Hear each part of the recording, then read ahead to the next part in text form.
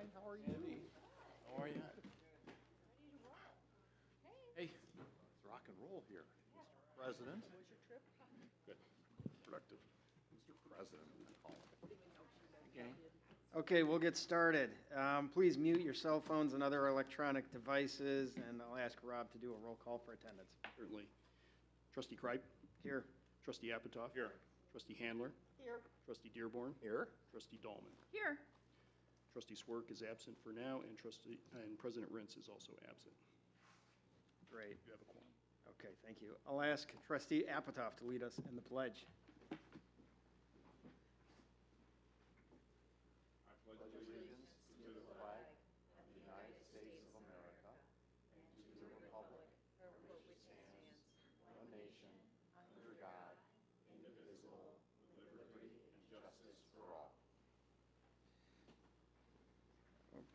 Okay.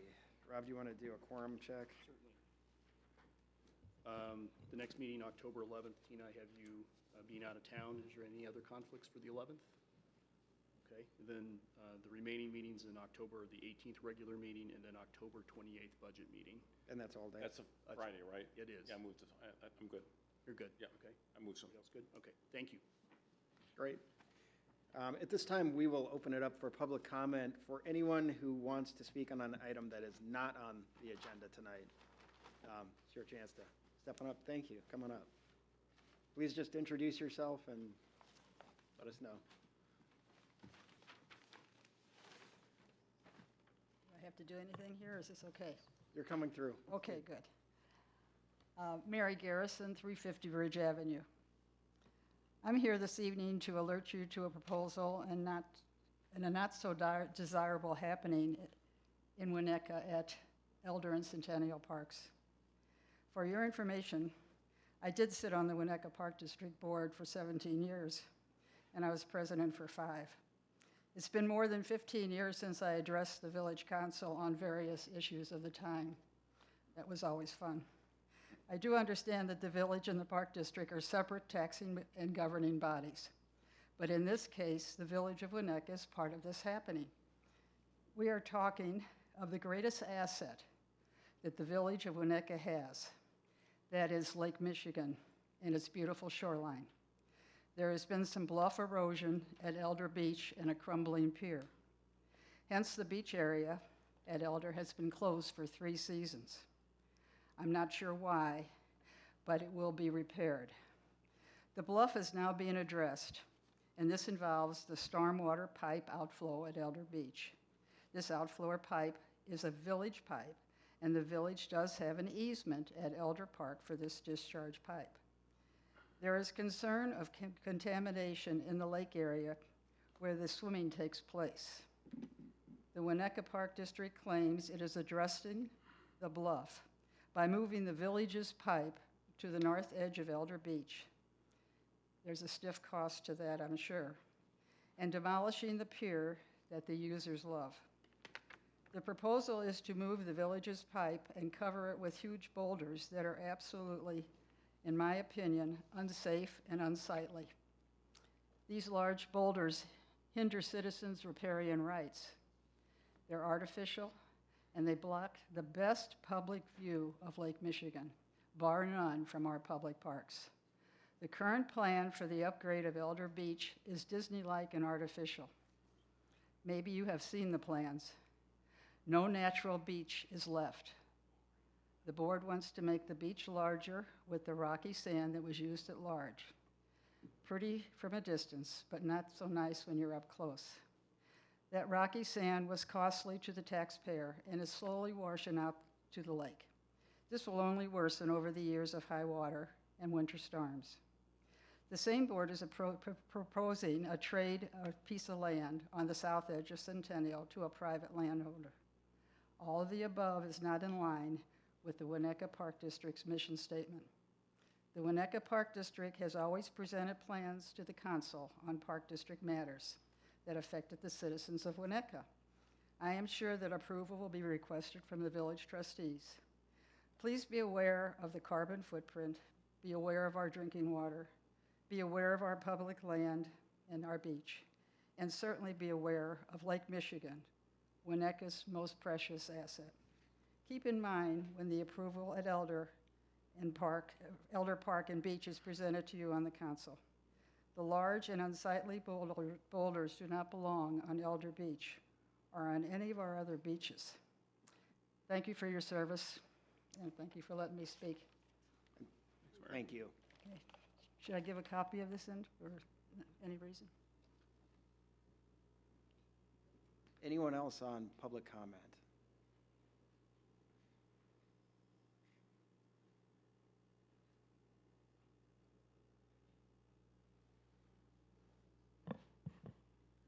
Good evening. My name is Susie Schreiber. I served on the Winnetka Park District Board of Commissioners for 12 years and was vice president for a fair number of them. I then did some other things and also began work up at Waukegan Harbor on Illinois' only area of concern out of the 43 on the Great Lakes, and am still there. I want to just bring to the attention and back up what Mary just said, that in the late 1990s, early 2000s, the Lake Michigan Ecosystem Partnership was formed, and it developed the criteria that would be needed for the 63 miles of Illinois shoreline to become part of the federal coastal management system, and that occurred successfully in November of 2011, and the IEPA stepped back and the IDNR took over through the Coastal Management Program, and concurrently the Lake Michigan Ecosystem Partnership evolved into the Lake Michigan Lakewide planning process, and it involved government entities at the local, regional, state, and federal levels, and it involved nonprofits, it involved citizens. I mean, anybody who wanted to attend was welcome there. In 2013, the Lake Michigan Implementation Plan, which is here, right here, was published, and it covers what would be needed for an official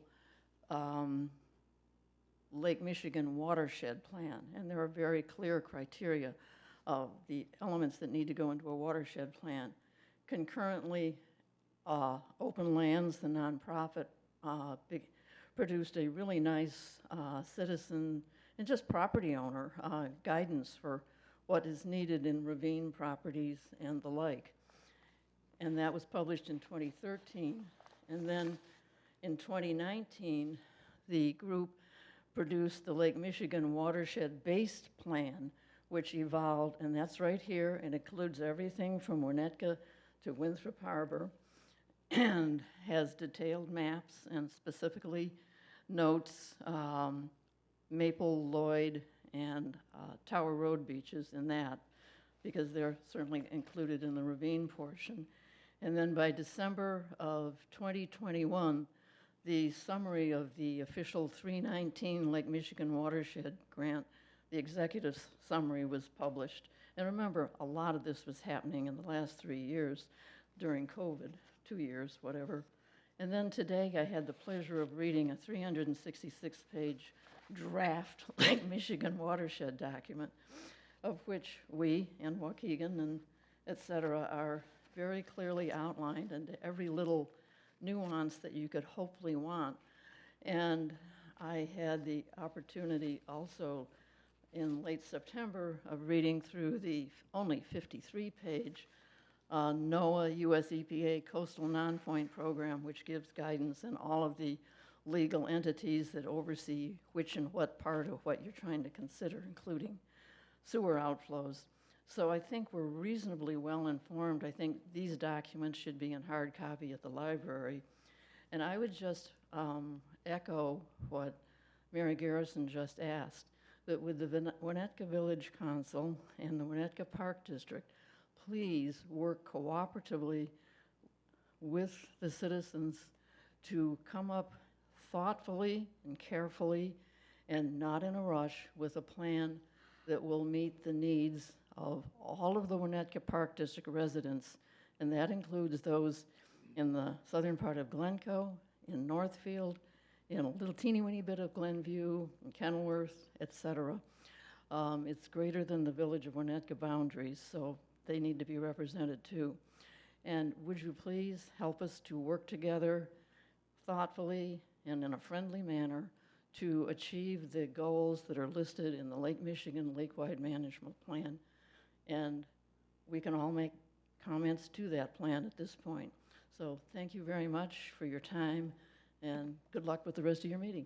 Thank you. And just a gentle reminder to everybody, this is a very serious issue. It's one we all take extremely seriously. It's not up in front of us tonight. We're happy to hear the public comment on it. But don't feel like you have to lay out all the issues in 3 minutes, because if and when this thing comes before us, we're going to want to hear a lot more than 3 minutes worth of your time. So, but please feel free to come up and share now, but don't feel like this is the only shot. As you may have noticed, we do take this stuff very seriously. So we really appreciate you coming though. Anyone else on public comment? Oh, why don't we, I think we had, it's like whack-a-mole. We'll take the, okay.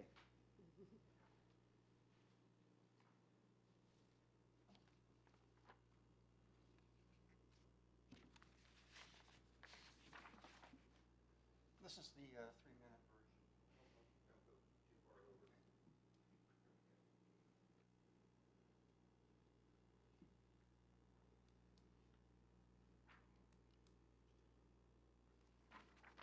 I'm John Root on 326 Woodland Avenue. Oh, very good. John Root, 326 Woodland Avenue. Let's go to slide number 1. I thank you, village trustees, for your service and to the service of the community. Health, environment, and safety should always be the primary concern of the village of Winnetka and Park District. I have serious reservations about the design for the relocation of the stormwater pipe at Elder Lane Beach and its negative impact on public health due to possible contamination from stormwater discharge. I am also concerned about the potential for flooding in East Winnetka caused by restrictions at the end of the stormwater disposal pipe. I believe that these potential problems could be alleviated by taking the stormwater pipe 550 feet east from the toe of the bluff and away from Elder Lane and Centennial beaches. Elder Lane Beach has a history as being one of the most polluted beaches on the north shore of Lake Michigan. Slide 1 before you is based on Illinois Department of Public Health data that shows the percentage of days Elder Lane Beach and the 5 surrounding beaches exceeded the maximum allowable bacterial level for safe swimming. Note that the 5 of the 6 years, Elder Lane had the highest number of days of unsafe bacterial levels. The elevated level of contamination can be attributed to cross connections between the sanitary sewer and stormwater systems. The identified cross connections were eliminated when discovered in 2015. However, elevated levels of bacteria at Elder persisted in 2018 and 2019. I believe those levels of bacteria are the result of possibly some cross connections that hasn't been corrected at this point in time. But at any rate, I do believe it's from stormwater contamination of the beaches. So let's go ahead and go to slide number 2. Slide 2 shows Elder Centennial Beach as it is today, with the area of water currently affected by bacterial contamination from stormwater outfall discharge pipes at the end of the existing pier, with red, high bacteria, orange, moderate bacteria, and yellow, low bacteria.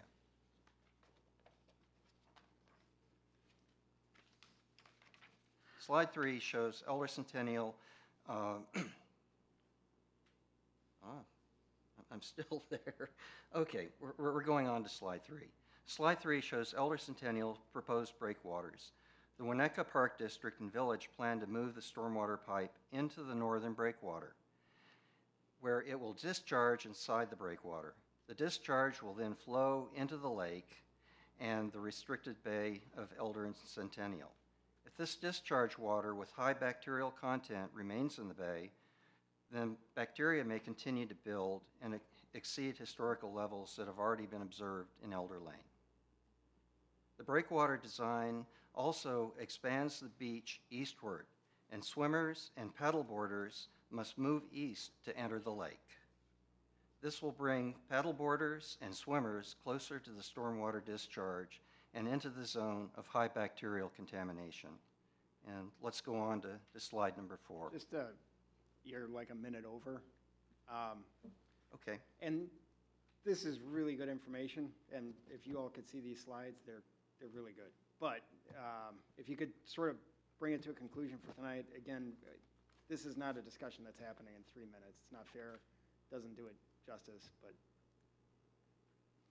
No, fair enough. And what slide 4 is going to show, moving the breakwater, or actually the pipes, further out, and getting away from the swimmers.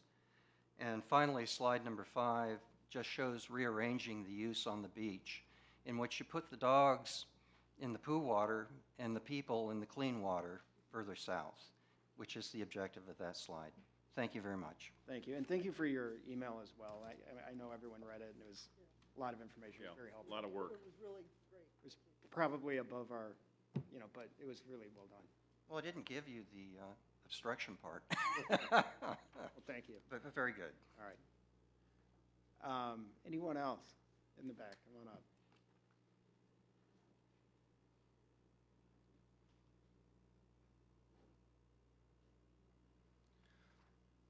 Hi, Mike Ames, excuse me, 508 Maple. We have, my wife and I live here. We have 2 young kids, not quite into the public school system yet, but we chose to move up here for why everyone moves up here. Great schools, safe community, wonderful neighbors. On September 23rd, there was an incident at Dwyer Park where a 5th grader, I believe, in our community was shot multiple times with a pellet gun. He needed to be taken from the park in an ambulance. And to date, as far as I know, there's been 0 communication from the Winnetka Police Department, or the council for that matter, on the incident. I think that's wrong. I know there's others in the community that feel that is wrong. And I don't really understand how a violent crime can happen against a elementary school child in our community and there be no information provided. I've traded emails with Chief Hornstein on the topic, and he is quick to respond, thankfully, but I think a little light on the details. Apparently, the Illinois Juvenile Court Act prohibits releasing any information, which, again, I don't think that is correct. If you Google any juvenile crime in Chicago or the state of Illinois, you get tens of thousands of results. So I think that the more appropriate answer is that the police department, for some reason, is deciding not to release, is making the decision to not release any information to the community. And I think that is wrong. As a council, I would assume you would want to know, like, if that's a correct statement. And lastly, I think that there's a concern that in this day and age, a normal, well-adjusted individual doesn't bring a weapon to a park, hidden behind a mask, hood pulled over his head so he couldn't be identified.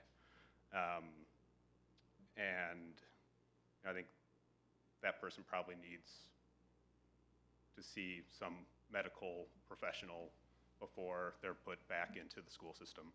But none of this is known, and again, I think the police department is choosing not to release information.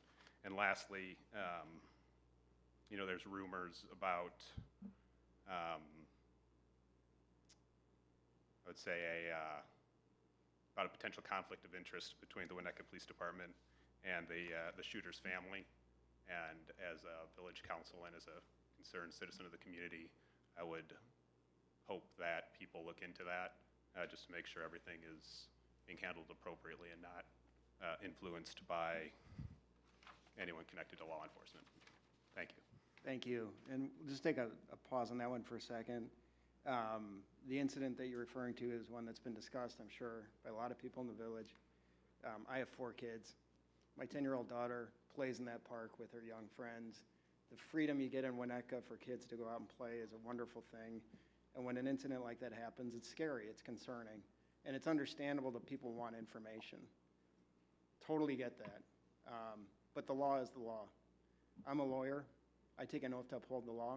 I also took an oath to uphold the law when I took this job. And never once, ever, in the history of doing this job over 8 years, have I compromised on that. When there's been a conflict of interest, when it's been directed to me because of somebody in my firm, I've stepped aside. I take that stuff very seriously. I think we all do. We take our children's safety extremely seriously. It's frightening and sad, the issues that we've been dealing with.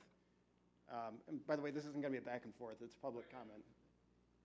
So you can take a seat.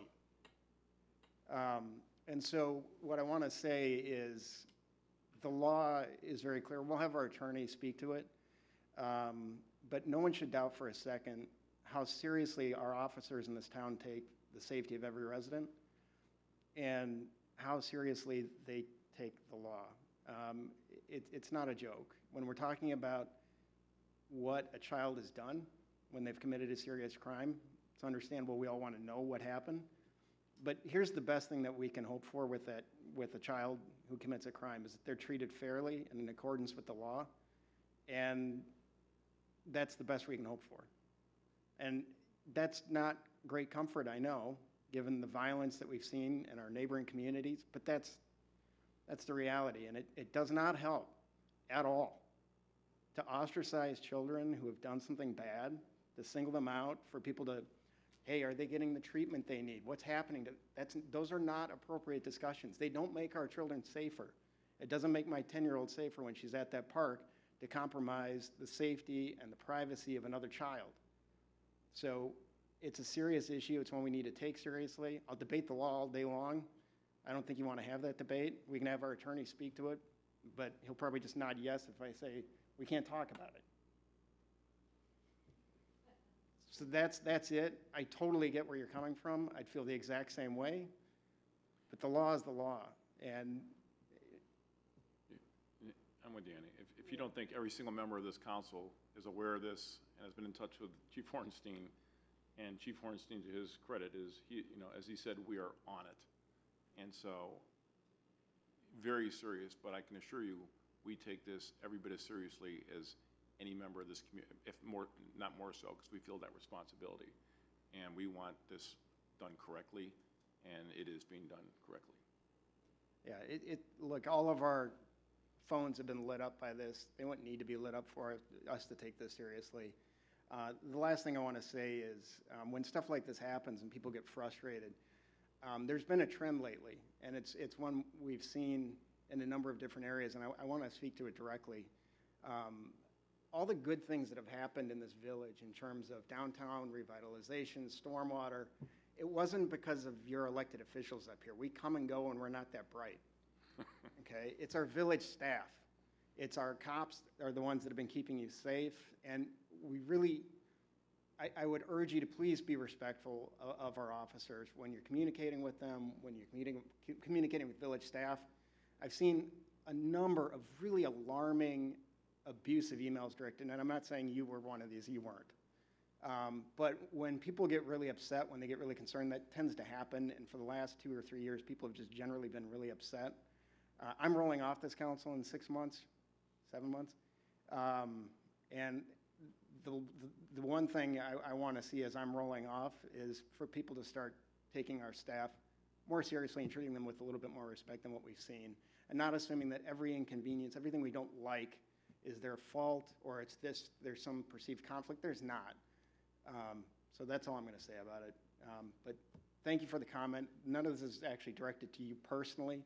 I share your desire to know, but it is an issue and that we take really seriously. And I don't want anyone thinking for a second that this isn't something that we think about like every damn day, because it is. Any other public comments? Please step up.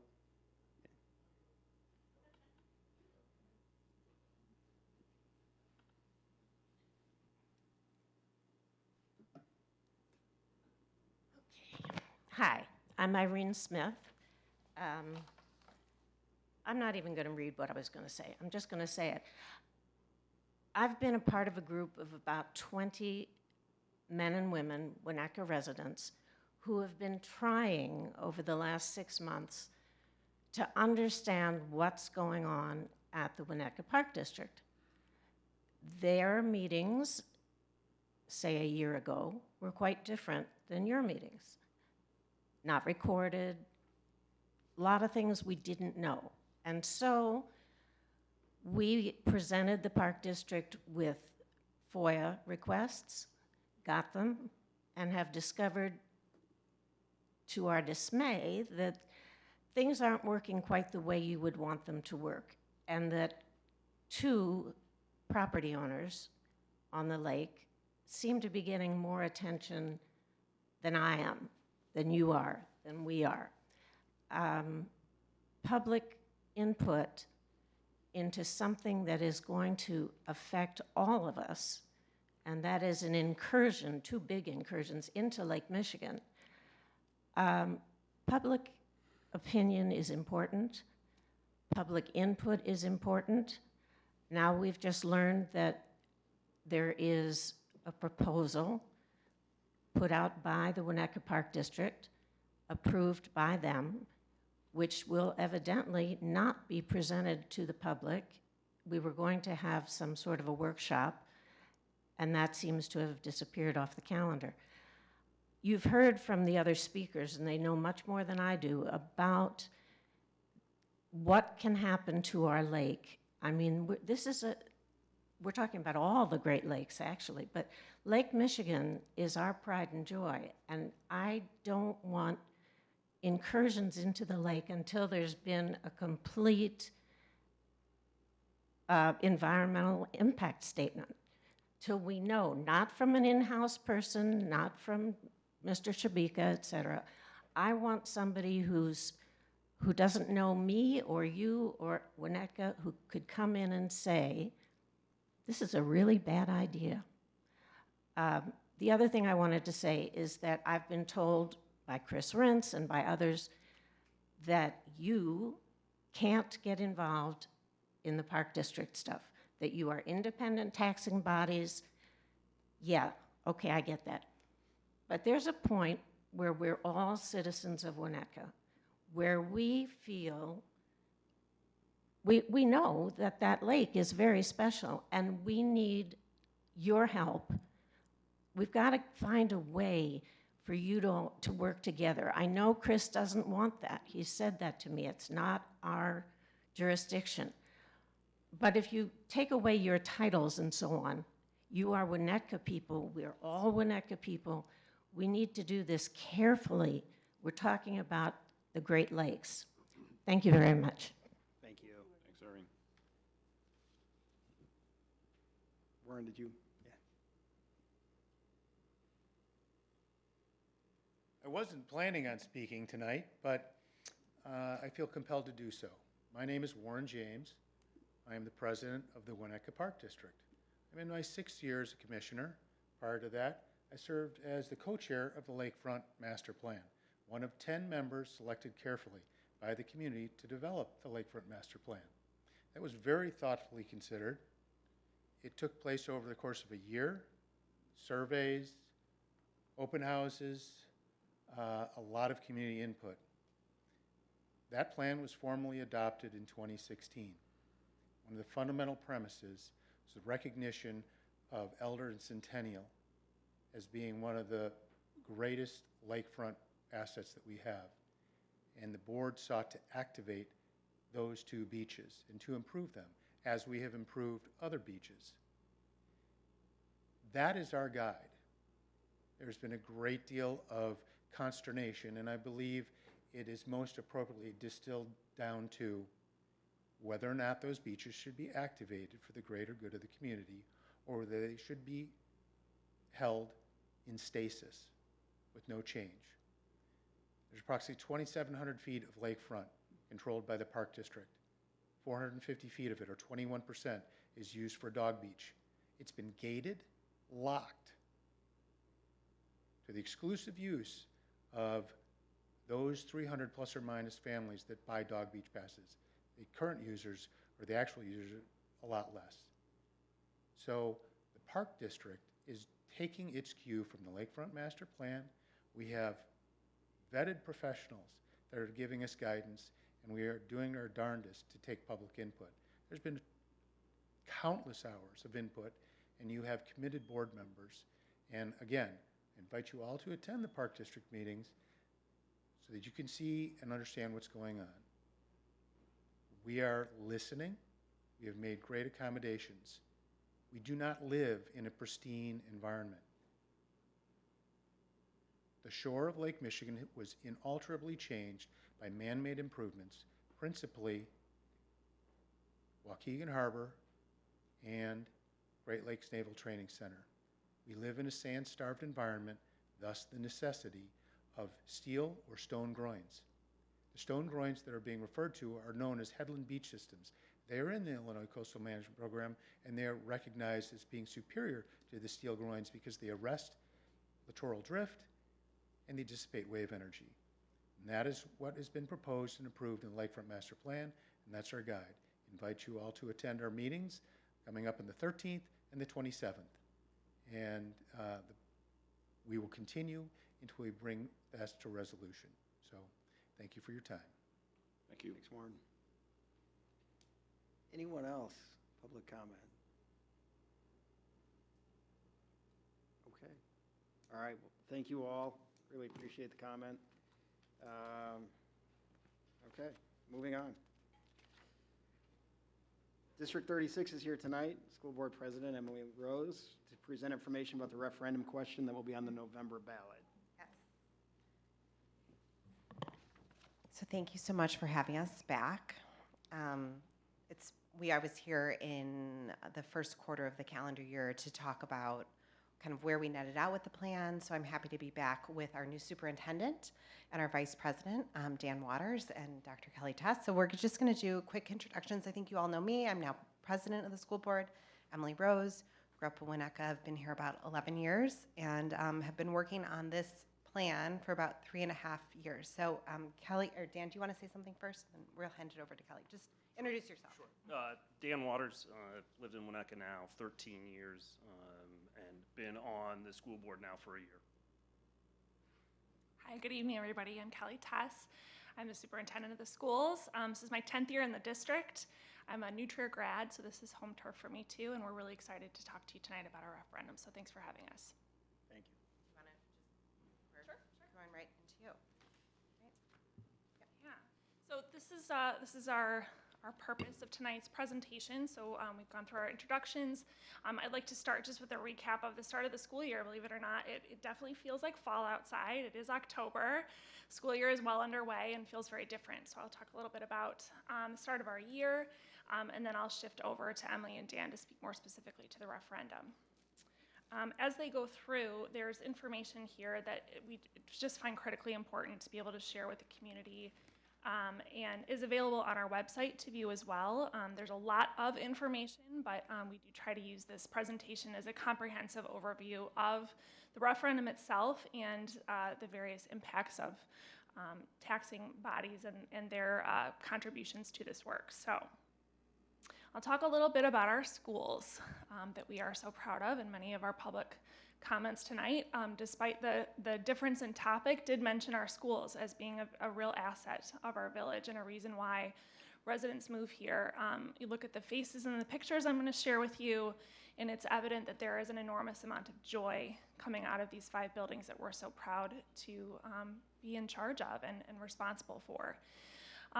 Our mission and vision is something that we're really proud of and worked together with our community to create, as we also built something called a Portrait of a Graduate, which is our statement to the community and to our families about what it is that we are providing our students as they move through our K-8 system.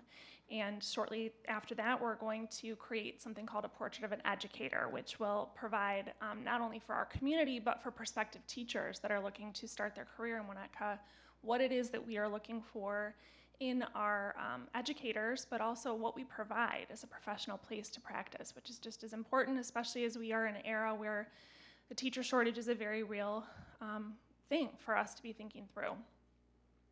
We started this school year with the phrase, "You belong here," and I think there's a lot of reasons why we chose those 3 words as being the entree to our school year, but so much of it has to do with some of the best sentiments of our schools that we missed through the pandemic. And a lot of them are seen in these pictures here. These look like they could have been purchased with a photo frame, and they're actual live pictures from our classrooms. These happy faces on our teachers and our students are, you know, a real indicator of how the school year has felt at the start here. Just even something as simple as how close in proximity all of those bodies are in those pictures is a welcome sight that we took for granted before the pandemic. But such a huge part of what makes our schools so special, that feeling of community, that feeling of relationship and closeness, the trust that parents have in our teachers, the trust that our students have in each other and their teachers is really what makes it such a special place to learn and grow. And so we really wanted to emphasize with our families, our students, and our staff this year that we want them here. There's no other place that we want them to learn, that we want them to work, that there is something uniquely special about learning and growing and working in this community. And being able to say that this is the place where we want them to be with pride and have them be able to express that to someone else is really important as we come back together as a community and refocus on the work that got us into these roles in the first place, which really is education, instructional design, and student experience. So you'll notice that there are a lot of young, happy faces in these pictures. These are our middle schoolers, but we're very proud to say that we had a increase in our population this year amongst our youngest learners. There is definitely a trend of families whose oldest children are preschool or kindergarten age that have sought to move to Winnetka probably earlier than we had seen historically, up from the city mostly. So where we saw, you know, a majority of growth in our population was really amongst our kindergartners and also preschoolers. So we're talking about families that have many years to invest in our schools, many years to be here and have a full experience for their family and for their children, and a great interest in what it is that happens behind the doors of our 5 buildings. So in this slide here, I just shared a couple of bullet points from my entry plan that was presented at the board meeting on September 20th. It's typical for a new superintendent to present an entry plan to a school board, and very often it will be around what type of information that new superintendent would be interested in gathering. Since I have the benefit of a decade in the district, I felt comfortable both gathering information but also making some initial recommendations, knowing that we felt very much dedicated to our work in getting our students back into our buildings throughout the pandemic, but also knowing that so much of the typical educational work that we would have done during those years was stalled a bit because we focused so much on the health aspect of remaining in our schools despite the fact that there was a pandemic going on. So in that presentation, some of the information I shared, I was fortunate to be able to put out a survey to the community and invited staff and parents and really any community member to participate. We had a strong response to just answer a few questions about a number of different things. What is the work-life scenario in your home? We know that changed greatly over the pandemic. We have a lot of families who someone is working, but they're in the basement now, or they're in the office full-time in their home as opposed to leaving. We also have more dual-income families than we've ever had. So that's a really important consideration for us as we're thinking of ways to bring families into our schools and engage them in the work that we're doing. We asked them about their understanding of progressive education. We all know that a huge point of pride in the identity of our schools is our history rooted in progressive education. But what does that mean? And what's interesting is we found that I asked everyone to rate their confidence level and their understanding, and by and large, most people said, I feel very confident in what it is, or I value it, and I think I understand it, but I know I value it. And then I asked them to identify what they perceive to be the top 5 tenets of progressive education. And there were a lot of correct answers, but there were also a lot of incorrect answers. And the purpose of that survey was not to catch anybody as though it were a quiz. I think it was really just an opportunity for us to point out the fact that this might be a great opportunity for us to revisit our history and go back to the research around progressive education to get a clearer collective understanding of what it truly is and also what it isn't. I was able to visit the concept of belonging in that survey as well and just ask amongst our adults, because we ask our children this quite a bit, do you feel you have a place here in our community? Do you have a group where you feel you are a contributing member of that? And most people said yes, but there was a percentage of people that said, I only feel comfortable in a small specific group of people, or I don't have a place. When you have any adult member of your community saying that, whether it is a resident or a teacher, and you've collected that information, you are then responsible for doing something about that and figuring out what it is that you can do to foster a community where all contributing members of it feel as though they are a contributing member of it. I then went into the caucus survey data and was able to make some connections from that survey to the superintendent survey as well. And there were a lot of natural connections there, which is always helpful when you see some parallels. And then I went back and looked at June 2022 end of year report that was presented by the Director of Innovation, Teaching, and Learning to the board that was just around assessment data and pointed out what that data shared and where we can make some meaningful changes as a school district. When you have new leadership in an organization, it's an opportunity for positive change. And change is something I think some people bristle at and some people are very excited about. I think if we lived through the amount of change we did through the pandemic, I think we're actually more primed for making positive change than not. And there's a lot of good energy for that. So I was able to make 2 recommendations to the board. The first being, this is an opportunity for us as an organization to provide a clearer story of what our student experience is K-8. And how do we do that? Well, we do that with information. And we have an enormous amount of information as educators, both qualitative and quantitative. The quantitative in a progressive environment can sometimes be harder to embrace. So my proposal to the board was to partner with a research organization that does a succinct, efficient, and easy to read job of synthesizing student data and proposing goals for us so that we know that we are headed in the right direction in our curricular decisions, our instructional daily decisions in our classroom, and that when we make curricular changes, we can actually refer back to data that proves whether or not the decision we made will work or not. So that leads to the second recommendation, which was based on that assessment data, where I recommended the acceleration of a curriculum review process, replacing what was intended to be a math review this year with a literacy review. Our math data is strong, it remains strong, it has been for some time, but our literacy data is showing that we have some work to do, particularly in our 3rd and 8th grades. And so in order to make sure that we're doing exactly what our students need, I propose that we go into a literacy curriculum review immediately, starting this year. So we're moving up that timeline a little bit more than had been intended and doing it at a speed that is faster than is typical. But I think the typical of before, in so many ways, is something that we need to be willing to say goodbye to and embrace a new process. So we'll be engaged in that this year. We had already started professional learning in the area of the science of reading, which is a series of research-based practices around best practice in instruction for literacy. So we'll complete that professional learning, and then we'll go into a study where we will be identifying resources and practices that align with the science of reading. So that was presented to the board on September 20th. On October 18th, which is our next meeting, we will present our district improvement plan and school improvement plans, which connect to these 2 things, but also largely connect to our strategic plan, which we are now in year 2 of. So with that basic overview of the start of the year, I'm gonna hand off to Emily to start us off with the referendum. No, thanks, Kelly.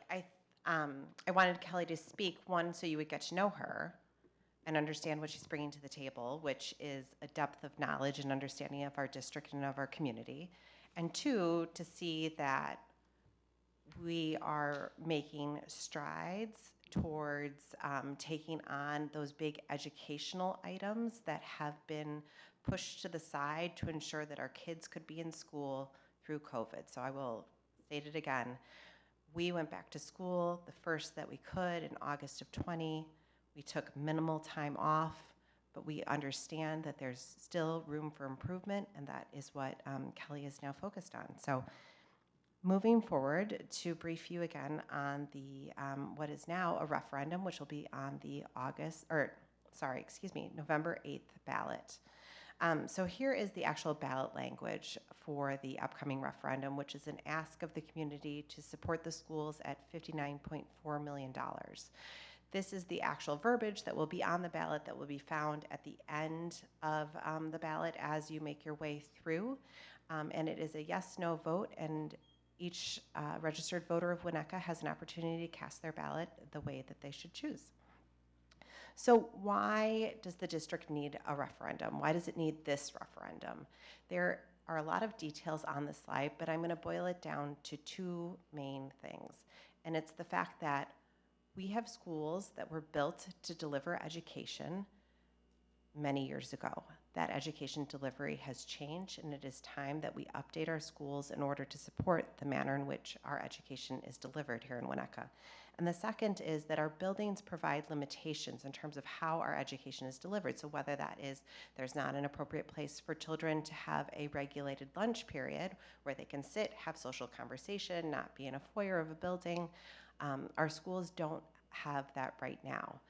I'll take you back to 2007. That was the last approved referendum that had significant investment at both Washburn and Greeley School. So at that time, Washburn was in need of new gymnasiums and hands-on science labs.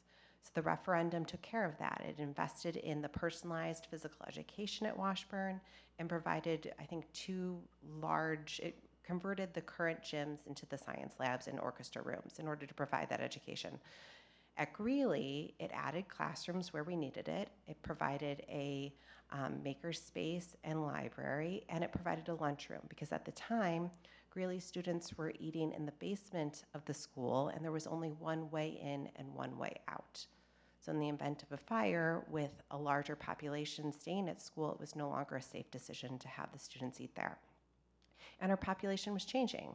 Children were no longer going home for lunch. Currently, 97% of our children stay at school for lunch. They're not bused home like they were when I grew up, where we had an hour-and-a-half lunch break. They stay at school and they need a place to eat. Another thing about this referendum, it is not tied to enrollment. You heard Dr. Tess talk. We're up 5% versus a year ago, and it's primarily coming in at our younger age. But this is not a referendum that is tied to enrollment. It is tied in investing in our schools, our critical assets, and making them safe, secure places where students can learn, teachers want to teach, and we as a community can be proud to support. So yeah, this is hard to see on the screen, but this is a timeline from the 60s all the way to current. And so you'll see where Skokie School was closed in the mid-'80s, where it came back online with the population surge. You'll see the peak with the 2007 referendum, which probably came in a little bit late, but that's how it sometimes goes. And then you'll see here our pandemic impact. We have stabilized to gone up a little bit, but we're not talking about a hockey stick jump. Okay, so 2019 versus 2022. So as you will recall, we went out for referendum in 2019, which failed. The ask of the taxpayers was $90.6 million. This time, as I've mentioned before, it's $59.4. So it is a significant decrease versus prior year or prior go about. You'll see the tax impact that's adjusted since the last time I was here. We've rerun the numbers based upon the current marketplace in terms of debt and borrowing. So the impact on $1 million home is estimated to be $929. Major change versus 2019 is that Skokie School stays online and the proposed improvements of additions and renovations at Carlton Washburn are removed. Also important to note that in this referendum, the district We'll be putting in $23 million of money that has been spent or planned to be spent to help cover the capital needs. This is another view of the ask. So the total project cost is just under $83 million in terms of what the buildings actually need in order to be brought up to what we feel is a safe, secure, healthy, and learning environment. The referendum will cover the majority of that, and as I mentioned before, the district is covering $23 million. So how this breaks down. The majority of this investment will be earmarked for health and safety improvements. So what does that mean? It's adding secure vestibules at the 4 schools that don't currently have them. It's updating safety features at all of our schools. Health, life, safety are just items that need to be addressed as they come to the end of useful life. It's accessibility, which thank you, you helped us get an accessible playground at Greeley this past summer. And it's heating and cooling. Currently, about 10% of our days in school are heat days, which does impact the learning environment. And as we enter into the need to hire new teachers, it is a consideration when folks are looking at districts that they want to work in. Being in a 95-degree classroom at Greeley on the 3rd floor is not necessarily appealing right now.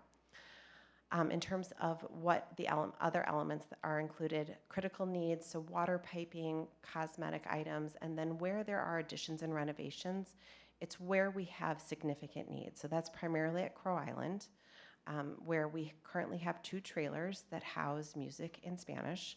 So this would include adding 3 permanent classrooms to the Crow Island site, adding a 5,500 square foot gym, which would accommodate the Crow Island school population to allow for 2 classrooms of students to safely participate in kinetic wellness at a given time.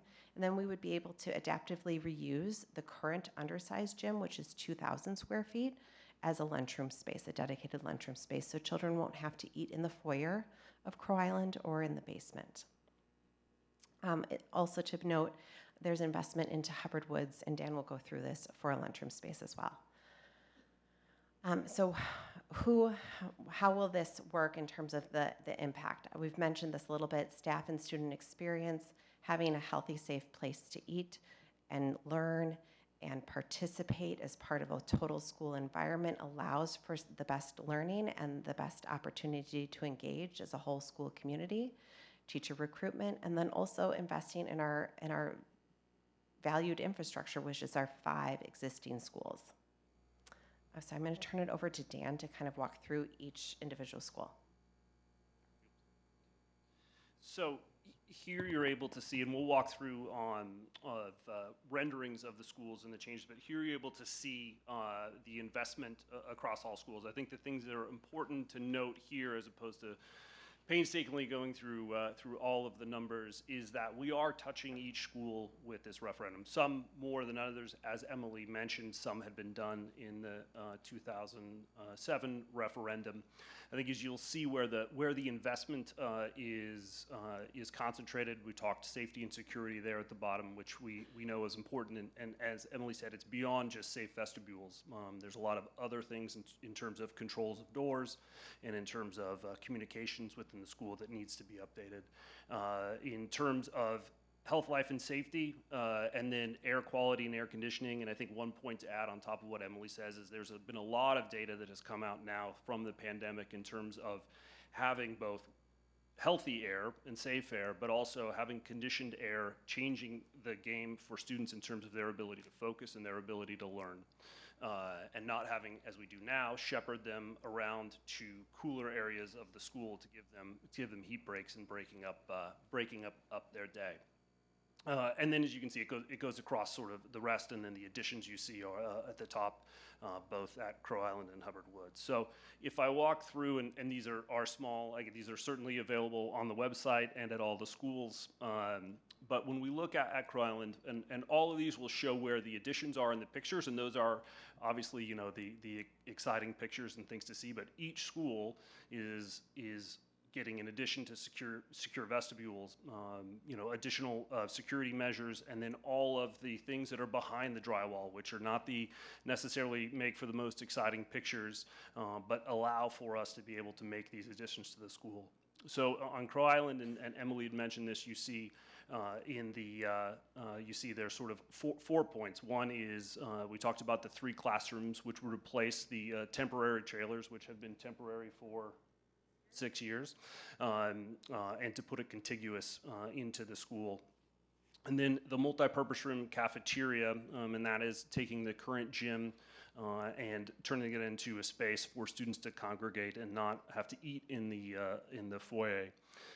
And the new gym, which Emily mentioned, as well as the updated resource center. And I think, you know, the thing that we talk about particularly with the having a cafeteria space, and it's connected to the secure vestibules that I think we can all agree sadly need to put into the schools, but need to put in the schools regardless, is that, you know, if you happen to go to Crow Island during lunchtime now, you have a foyer right at the front door where the vast majority of kids are sitting there and eating lunch behind an unsecured door. And I think we obviously, you know, wish we didn't need to make that comment, but I think it brings it home when you see it. In terms of Greeley, as we said, Greeley did quite a bit of work in the 2007 referendum. The main addition is the secure vestibule in red, but Greeley will also get all of the other things around security, around HVAC, and the electrical. Obviously, you know, as we put in all these new HVAC, it needs new electrical, but also, you know, these schools were not built with the vision of every child having an iPad. And you know, if you step by any school and you see how many iPads are trying to plug into one screen, because I'm sure no other child other than mine forget to charge them the night before as they're supposed to. Hubbard Woods, similar to Crow Island, Hubbard Woods will be working on the multi-purpose room and cafeteria, which, you know, they'll now, if you speak with the principal at Hubbard's Woods, she will say right now we have a cafetorium because all of the kids eat lunch in the auditorium, which again takes away from their ability to use the auditorium for a number of hours per day. And so, you know, Hubbard Woods, you know, will also be getting the secure vestibule. And then at Skokie, you know, Skokie, as it has come back online, also in the same needs a vestibule, but a tremendous amount of work in terms of electricity and in terms of HVAC as a big school. And I think the last one here on Washburn, and you know, when you look at the slide I first presented in terms of the investment, you look at Washburn, you say, well, that's our newest school. Why is it getting that much investment? Well, it's our newest school at being 52 years old. So it's certainly much younger than all of the other schools, but there is still work to be done and things that are at the end of their useful life that need to be addressed. And just purely from a square linear, you know, or sort of a linear feet of improvement that's need to be made in terms of plumbing and electrical, it's an expensive building. In terms of timeline, this works under the assumption that the referendum passes on November 8th. The work would begin summer of '23, and we already have engaged in a number of the architectural work to be able to move forward as quickly as possible. You'd be working on the Hubbard Woods construction and renovation summer of '23 and finishing that in the summer of '24. Crow Island, summer of '24 through summer of 2025, we are, and I'm sure you are well more aware than most in terms of Crow Island will be a place for stormwater and for retention tanks. And so we've already been having the conversations with the village staff in terms of how do we connect these as best we can in terms of minimizing disruptions as we would need to put a new playground in, and then the rest of the action at the other schools that happened summer '24 and summer '25, and so that's the tentative timeline as it is now, and we've put in, you know, I think a fair amount of work in terms of being ready to go, and I'm sure that these will all come before you from a zoning perspective as well. There is a lot more information on our website, and I'm not going to go through this, but I just want you to know We have multiple videos available online that talk specifically about the tax impact and how it is not tied to the triennial reassessment of the New Trier Township. Bob Lewis, our financial advisor, has spoken to it, and I encourage anyone who would like more information to hear it directly from Bob. This is a breakdown of how the tax impact will occur based upon a $1 million home and the tranches that in terms of when we would take the bonds over 3 different tranches. Other considerations, and Warren is here tonight, so it makes sense to definitely highlight this, is an important piece, is that as we've been going through this planning process, as we went through stormwater, we're looking for solutions that work for the entire community, right? For stormwater, we were able to partner both with the village and with Park District in order to maximize our buildable space at Crow Island by utilizing some Park District land for tank usage. And in this instance, the Park District has come forward and said, you know, what makes most sense for that site is to look at, should we convey some land in order to build the gym, help you build the gym in the right spot. So we are working on that with the Park District. Should it be successful, we would continue conversations from that standpoint. So it's wonderful to have a working relationship that provides benefit across the community. This gym would serve both the Crow Island community, but also the community as a whole, as a place for additional programming for both residents and non-residents, and District 36 families and private school families. So it would benefit many. The question is, what would happen if this doesn't pass? And that's a really reflexive question, given the fact that the last referendum did not pass 2-1. What it would take for us to do this work, not the additions and renovations, just the critical infrastructure and the safety needs, is that it would take us 19 years to accomplish the projects.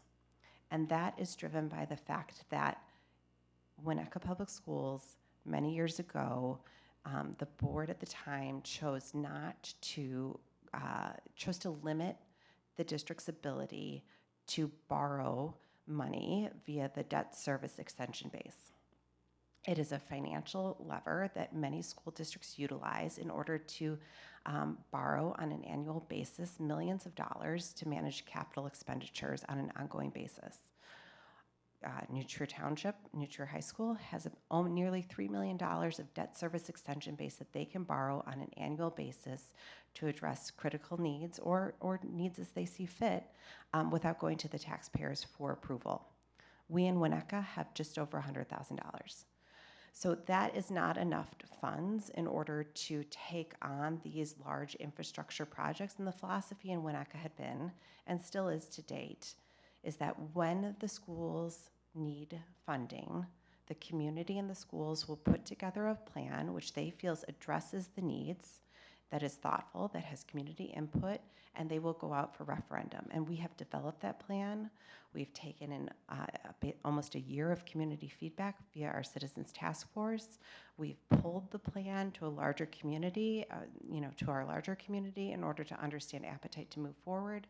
And we feel that these needs need to be addressed now. They can no longer wait 19 years in order to address on an annual basis.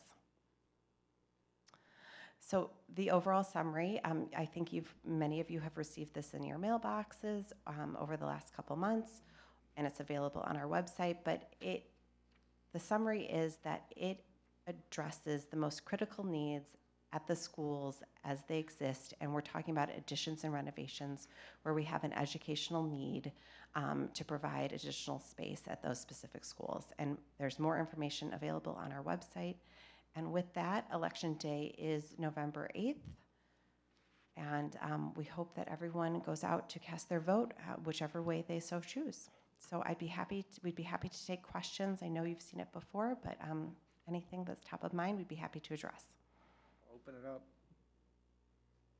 Fire away. Comments, questions? Well, I guess I have a comment, maybe not so much a question, that something that I think all of our taxing bodies should be aware of. Presenting this that says the district has and will cover $23 million in needs, and the ask of the taxpayer is $59.4. I feel it's not really, I'll say, an accurate statement. That $23 million came from taxpayers. This is all taxpayer funded. It's not really a $59 million project. It's an $80-some million project. So I think all of our taxing bodies have to be conscious of that when they're presenting this. The taxpayers are paying for everything. This is not, the district doesn't have some outside source of funding. Okay, thank you. I guess maybe I do have one other question. When you just said it would take 19 years to cover the $51 million of critical health life safety needs, if right now there's 23 million, roughly 50 minus 23 is 27 million, is what would still need to come up with. And if the district has accumulated $23 million in excess reserves since the 2019 referendum failed, it sounds like there's every year, even just with the normal tax base, there are several million of excess reserves. So it seems like that additional 27 million would get closed fairly quickly, not in 19 years. Yeah, so let me clarify. The 23 million, 14 has been spent. So when the 2019 referendum failed, we had a long list of needs because we had deferred maintenance that we said we're not going to invest in these schools until we have a full educational master facilities plan that's supported by the community, that gives a roadmap to the current board and future boards in terms of how to invest in the school structure. There were multiple options considered through that educational master facilities planning process. It lined up with what they went to referendum for. When that referendum failed, we had significant needs that could not wait for another referendum. We didn't know when we would be able to go back out. So the $14.3 million has been spent to take care of the most critical needs over the last 3 years. So what remains now is 9 that has not been spent that will be taken off of that total project cost. So to your point, what you also don't see is how inflation and escalation in terms of building costs has also been built into that. So all those items at play is how we get to that 19-year time frame. But you're correct. I mean, there is some money available on an annual basis as the taxing bodies, or our taxing body has reserves that can move over, but it's not enough to accomplish the needs of the schools in the time frame at which we think is appropriate in order to be good stewards of our schools and our buildings. Mm-hmm. Okay, thank you. Yeah, you're welcome. Tina, did you? Yeah, as one of the few working moms, when my kids went to Hubbard Woods, I think it's a great idea. I think it's much needed, all these schools, and I have been in Crow Island. I'm very appreciative of the thoughtful rescale. I guess, you guys have danced around this issue, but when my kids were in school pretty much for 2 months, right? End of August, September, into October, and then sometimes in May, doors are open, windows are open. It's an unsafe environment, unfortunately. And I guess infrastructure is important, but to me, it's just, we have to harden our schools to protect other people's Second Amendment rights, right? And I feel that that is really what we're looking at today. And I appreciate any thoughts you have on that. Sure. Well, you're absolutely right. I mean, you're pointing out a really clear point. I think when we talk about HVAC as being a part of the plan, we don't immediately go to the security implications that are associated with that. But if you look at the majority of our elementary schools, all of our classrooms have exterior doors. Because at the time of their design, the intent was to make our schools a reflection of our community and make them feel like an extension of your home, that children would arrive at their classroom front door and walk right into their classroom and be welcomed into that space by their teacher. The only reason why those doors and windows are propped open at any given point in the year, to your point, is when it is too warm in there. And then that's a security issue. You ask any one of our police and fire department members, and they'll tell you that that's their chief concern about our buildings, is that the design is it's not aligned with current secure standards. So I appreciate you mentioning that, because it is a real connection to security. Yeah, and my last comment would be is I think we've heard multiple times in the last 2 to 3 years how the one of the major reasons why people have moved to our community is because of the schools. And I think it's, I've heard a lot of people in the community say, well, when my kids were at school, we didn't have air conditioning and blah, blah, blah. And I think, we live in a different time. And I think investing in our schools is the wisest thing we can do. And so I appreciate all your work. First, I apologize for being late, but I did read the packet prior to the meeting, and obviously following all this on the Winnetka web pages. Like she just said, the one thing that people move here for is schools. It's a very important part of it. I'm in full support of it. The only thing that bothers me a lot, when you see the budgets for deferred maintenance, well, there should be some setup for a maintenance budget so that 30 years from now, we're not doing 30 years of deferred maintenance. That's the only thing that frustrates me on the financial side. Yeah. So I just wanted to put that out there, but, the work has to get done to keep the schools up. One thing I'll just add on, it's connected to your point that connects to what Emily had said, is that typically in any school district, you have a certain percentage that's dictated by the board that you'll keep in reserve. And so part of this plan, and it connects to your question too, Kim, is we've held at 50% for some time, which is pretty high for a school district. It's not typical that you would see a 50% reserve marker for school districts, but through this plan, should the referendum not pass, it does involve a reduction in that reserve and being able to make space for some of that work.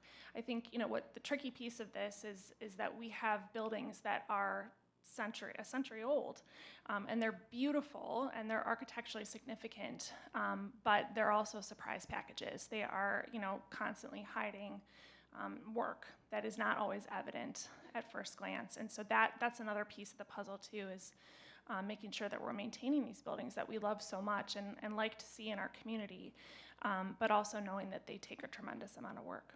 So the 50% fund, is that more operational side too? Or is it, is there a way to set up X amount of money per year that is for maintenance, aside from that 50%, that is really just maintenance? So that there's no surprise. There's no surprise after 100 years.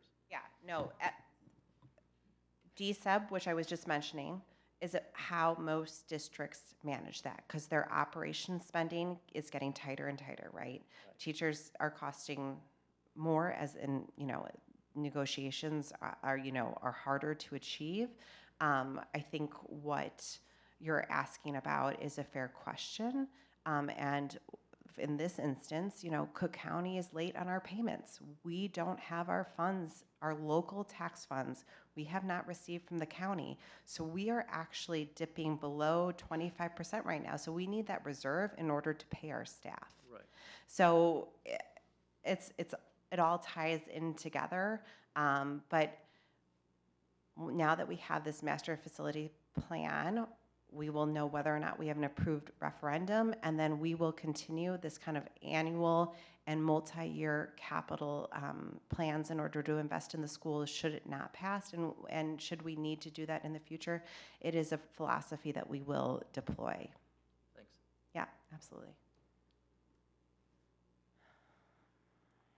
Rob? Am I good? Thanks very much. I really notice a difference between the dialogue in this referendum versus the last, and I think that is really beneficial to what you're trying to do here. I went to these schools, my daughters went to the schools, my grandkids are now starting to enter into the schools, so I'm needless to say, a huge supporter of keeping our schools above the pale. I guess saying that, I think the numbers do matter, and I think many of the people that voted against the referendum last time would have voted for a more reasonable reach without if you don't vote for the schools, you're against kids. It's ridiculous. And that's what I think the feedback you got as well. So I think you were trying to find a more reasonable number. And the 59.4, I kind of figured it's like my kids when they're eating, trying to spread stuff around the plate to make it look better, like they actually ate some of the vegetables. I think transparency is really critical on this, and it really is an right or wrong, it is an $82 million of taxpayer Total money project cost, yes. versus 90 that you were looking for before. Was it going to be 90 plus, or was it going to be 90 total? The ask to the taxpayer last time was 90 total. The total project cost in 2019 was 100 million.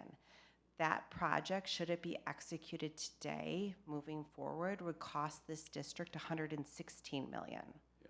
So while the comparisons we have, annual dollars to annual dollars, with inflation and other items as relates to building, that plan, should it be done in 2022, would cost more today. Right, okay. Yeah. I'd like to see be successful in this, but in doing that, the numbers do matter. And, Yeah. I know when you say that it's regardless of enrollment, yeah, and it just makes me, I'm a little confused by that. And also, things people have been asking us as we're looking at this is, how do we compare? What is our spend per student? I mean, I think I've seen numbers where we're significantly higher than most districts In the township? in the state and the township. Well, definitely, yeah, in the state, yes, but in the township, we are not at the top, no. Okay.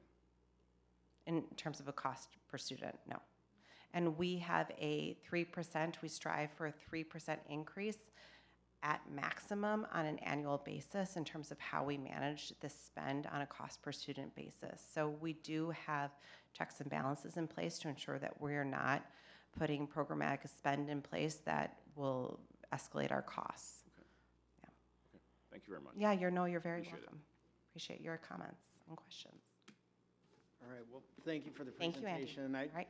I want to say thank you for all the effort, too. Absolutely. Full disclosure, I was invited and participated on the Citizen Task Force. I was a hard no to the last referendum, and I went through this process, and I think they found the most malcontented people in the village, myself included. And they won me over talking about safety and security and really appreciating the wonderful schools that we have and the Yeah, staff that we absolutely. have. So, and welcome to the new role. Thank you. Thank you. Thank you very much. All right. Okay, moving on. Wow, we're just at the reports. This is still normally the introduction to our meeting.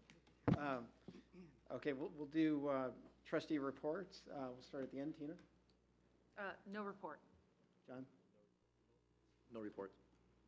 A brief report, and sort of in a small way dovetailing the conversation with the schools and the park district and so on. You all may recall that we have a nice volunteer group that has been working on the Green Bay Trail, and they've been clearing deadfall from Scott Street, and they're going to complete it to Tower. And if you go down there, you'll see how nice, and it's still plenty of foliage and so on. There's still lots of screening, lots of stuff, but these guys have really done a great job. Today I met with one of Warren's colleagues, Costa Catullus, and our village forester, Andrew Lueck. The two of them have been fantastic in terms of clearing this large amount of deadfall that's been pulled out. And so this has been a project of Winnetka residents, volunteers, in combination with the park district, helping out in a big way, and the village with our village forester and Rob's help and so on.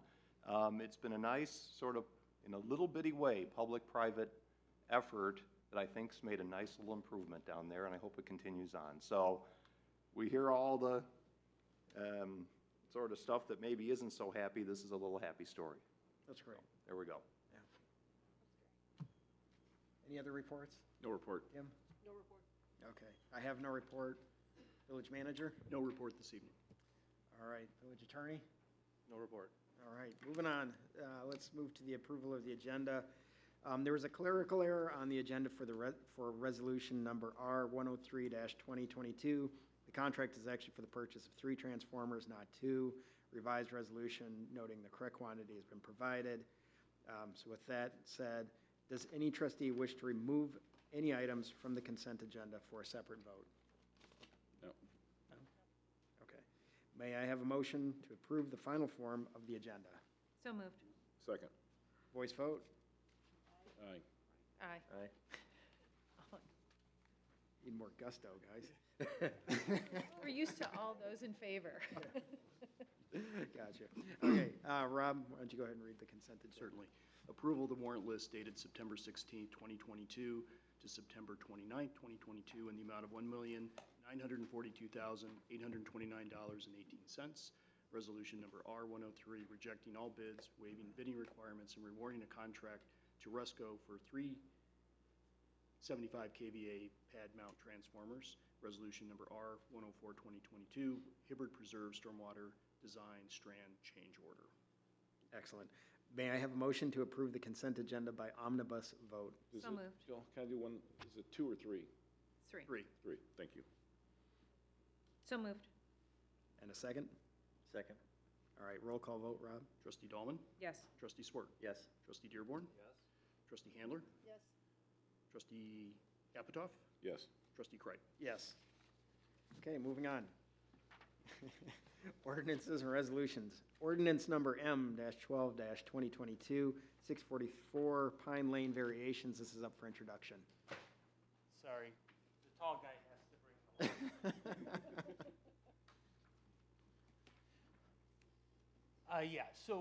we have a request this evening. The applicant is requesting a variation to maintain a 2-car garage in an existing coach house, bringing the total vehicle count within a structure to 6, which is 2 more than allowed by code. The subject property is located on the north side of Pine Lane between Hibbard and Ardsley Roads. As you can see here on the zoning map, the property is zoned R2 and is surrounded by R2 single-family residential properties. The property contains an existing coach house with a new single-family residence currently under construction. These are recent photos of the coach house currently being renovated. A building permit was issued in June to remodel the existing coach house. The plan include removal of the 2 existing garage doors, the openings of which can be seen in this photo. Whoops. The approved building permit calls for the garage space to be converted into a storage area. The 2 overhead garage doors were to be replaced with 6-foot wide swinging carriage doors to allow for only equipment access, not for vehicle access. That's because the applicant is building a house with 4-car garage attached to the home. Since the issuance of that building permit, the applicant has decided to submit this variation application for you to consider allowing them to retain 2 parking garage spaces in the carriage house. This site plan represents the proposed plan in terms of garage spaces. The red circles represent 4 spaces in garages attached to the home, and the blue circles then represent the 2 spaces that would be in the carriage house. This is the approved building permit floor plan for the garage, again showing that it would be converted under the building permit, that is, into storage space. I'll move on. So these are, this is the elevation from the approved plan. As you can see, the garage doors have been replaced with 6-foot wide doors and then some side light panels on the sides of each of the openings. So the zoning ordinance limits the number of cars to 4. Why 4? I can't tell you other than it is a way to limit garage space being accessory to the living space. That in most areas in the community, most lots probably couldn't accommodate more than a 4-car garage, and we don't make a distinction between zoning districts. And so the idea is you don't want a house community decided at some point you don't want a house with a 10-car garage with it. And so they came up with the number 4 as being reasonable for most locations in the community. So this shows what was presented at the ZBA meeting in terms of putting garage doors back in. At that meeting, the applicant actually stated they have other doors in mind to be consistent with what they're putting on the home. And since then, they have provided an elevation, which you should have received, showing the doors they would actually put in on the carriage house. So at their September 12th meeting, the ZBA reviewed the request. There were no public comments, written or orally, verbally presented. During the discussion, 2 members were concerned about setting a precedent of allowing more indoor car spaces. 1 member expressed concerns. The applicant had indicated they still plan to use it for storage of equipment, but this board member expressed concerns that, well, the future property owner may use it for storage of cars, and they were also concerned about the precedent that was being sent. The other board members found that the coach house facade already appeared to resemble garage space, and that given the size of the parcel, that they felt it was appropriate to grant the variation for the 2 additional indoor garage spaces. And with that, I'd be happy to answer any questions now, or if you want to hear from the applicant or the public first. Why don't we, questions for David first? A couple questions, David. One, the initial permit for the coach house contemplated 6-foot carriage doors. Yeah, That it was would swing open. Swing open. Yep. The new permit request is for what size garage doors? I believe they're 8 or 9 feet wide. They're 8. So they're 8 feet, so they went to 6, and that was sort of to say you can put a golf cart in there and a lawnmower, but you can't get a car in there. But now we're back to 8 plus. Okay, that's a question. And then I wanted to ask you about, and I'm always interested in the different commissions and board comments, and I read the zoning board. And one of the zoning members near the end said, she referred to page 14, I don't know what that is, and the language relating to the variance approval language, and that the modification proposal would not have otherwise been approved if these doors were proposed at 8 feet. Can you run us through what that person was saying? So no, I think what she was saying, I'll answer my own question. I think what she was saying is that there was a permit request for the original coach house at 6 feet. It was approved.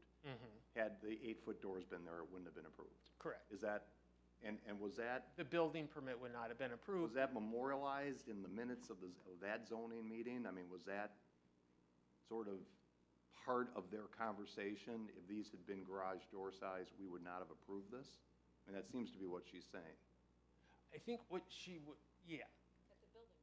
The building permit would not have been approved. Did you say that again, Kim? On ours, on page 4, it says according to the approved building permit, the existing garage spaces to be converted into a main story. Right, but what she's saying is that the zoning board It would didn't go- not have approved this permit if they had been 8-foot doors. I don't think they went to the zoning board because it was just, they would have had to go Correct. to ZBA. This was the first time Oh, it that's has the first time gone. the ZBA saw it. Yeah. Okay, that was Yeah, the so building at, department. yes, yeah, so Okay. at the staff level, administratively, we said we could not approve 8-foot wide garage I doors see. because a car could fit through that, and the space on the other side, a car could be stored.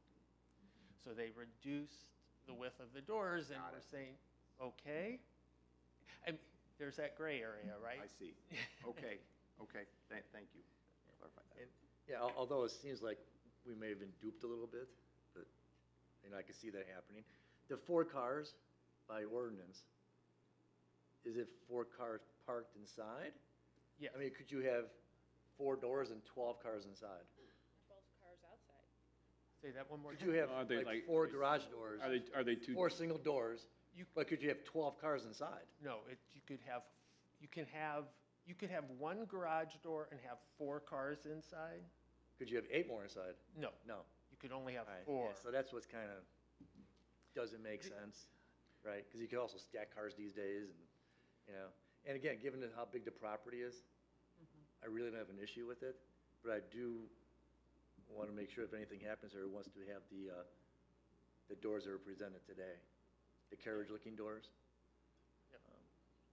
Yes, that'll be Yeah, what yeah. we'll, So, This reminds me of something that we had come before us, where somebody, then they got a permit approved, and they came back, and we said, well, they're, if you're thinking this one Remember- on Willow Road, they did a house with no garage? Is that what you're thinking? Yeah. that's one, yeah. This is the opposite. Right. But it was, they right. came back and, oh, I didn't know, we tore down the garage by accident, that, yeah. Right, Um, but this is this is somewhat different, different in a but it way. is- Although I it is- do see, like I said, it's kind of like, Yeah. kind of planned It's it a this little way, weird, but, yeah. but saying it has 4 cars, the ordinance in my mind is vague. so my understanding what happened was they came in and then realized they couldn't do it. They wanted to get a permit to get started on their house. We wouldn't give them a permit to get started on the Okay. house until they did something with the carriage house. That helps. So they did that with the anticipation, they're gonna come in and ask for the variation. Okay, thank you. That does Yeah, make me, that we're not duped, that they Yeah, knew no. ahead of time. Thank Yeah, you. they That- wanted That to- helps a lot. Yeah, they wanted to get their project started. I would Right, have done the right. same thing. Yep, good. My only concern about this is I am more offended by the, like, 10 cars in people's yards across from New Trier, charging $2,000 a month, than I am for cars parked, in 4 cars. Like, I don't understand how we came to this being how we regulate cars on properties, how many you can have in a garage. Right. Or in indoors. But we don't regulate how many cars people can have on their driveways or, yeah, we don't, you can park on your lawn. We don't, some Yeah. communities have a requirement that a car has to be parked on a paved surface. I think other cities that I've worked in, they have that rule on the 4 cars, because they don't want a repair shop opening up in your house. yeah. And not that it would happen here maybe, but that's Yeah. kind of the thinking. And then one thing I do want to ask, FAR, impervious, and roof coverage, we're all good on that. Yeah, they're making no Yeah. changes in that regard. Okay, thanks. But we do have a lot of ordinances. I mean, you can't put a horse in your backyard. You can't, you can't, David, we know we can't build accessory structures that are of a certain height next to the lot lines. I mean, a lot of these have been put in for reasons. And, just because it's a big house and a private house doesn't mean that the ordinance is not applicable for the village. Oh, I understand that, but I guess it is maybe something we should look at. I mean, obviously, I don't think we have too many lots this size. It's a unique size, right?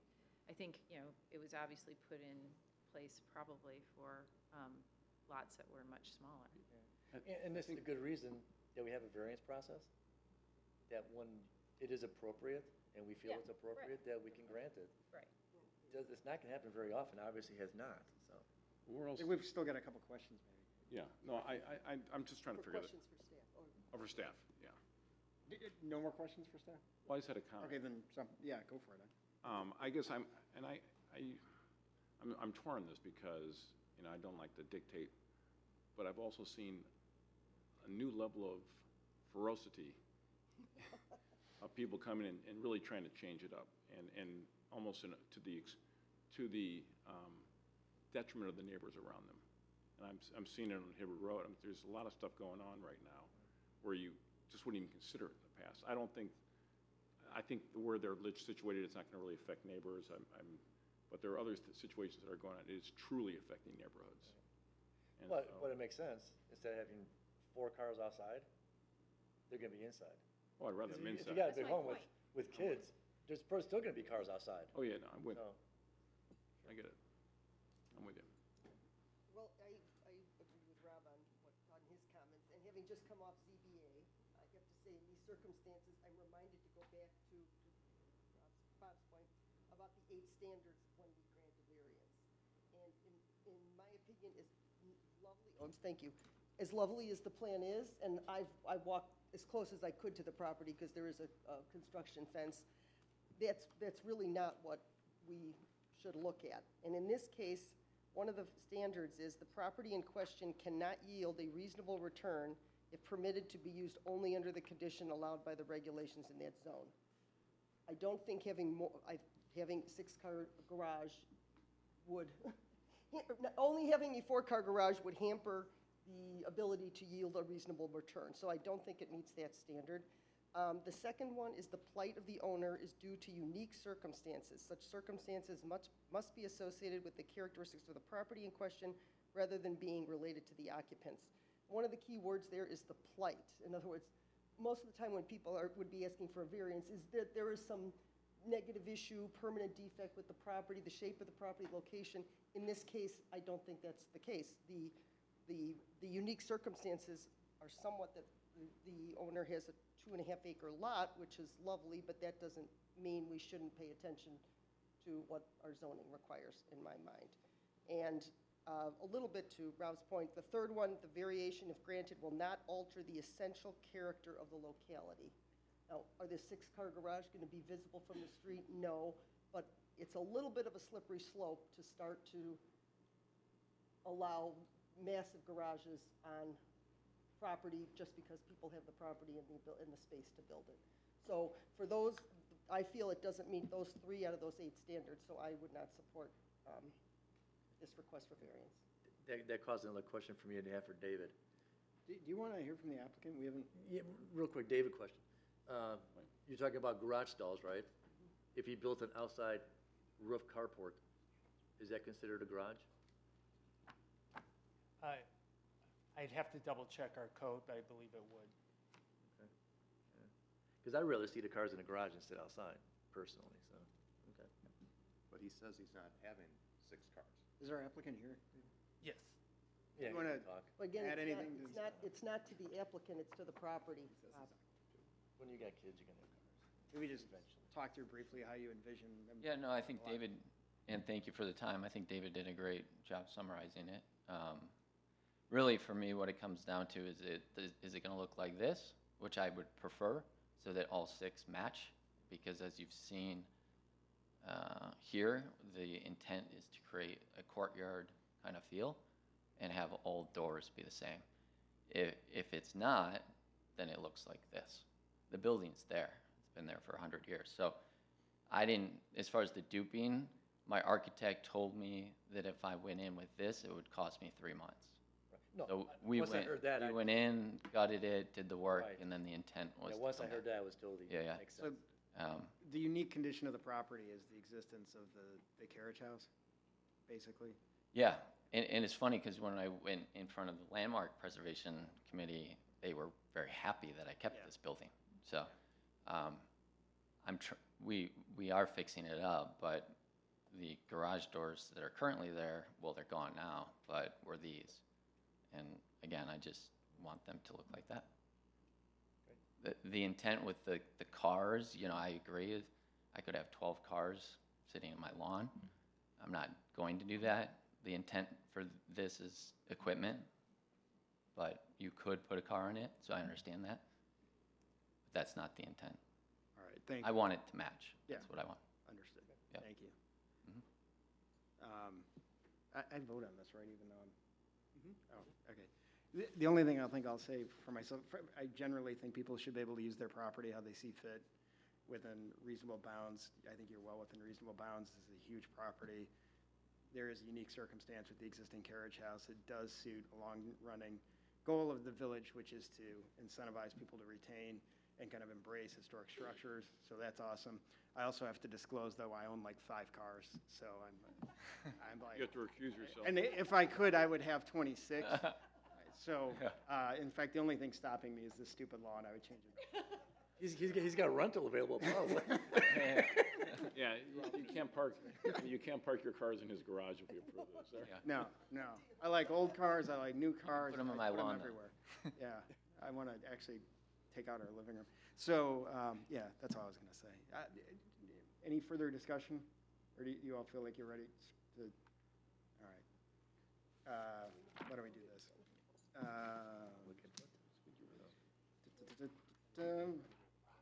Oh, yeah, I'm sorry. Comments from the public.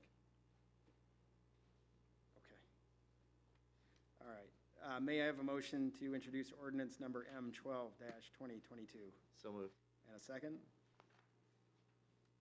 Second? Is this the motion for approval of the ordinance? Introduction. Oh, introduction, okay. Yeah, introduction only. And then voice vote, all those in favor? Aye. Aye. So unenthusiastic. Okay, opposed? Wait, this is, This is, For introduction. For introduction. For introduction, okay. Okay. Opposed to introduction?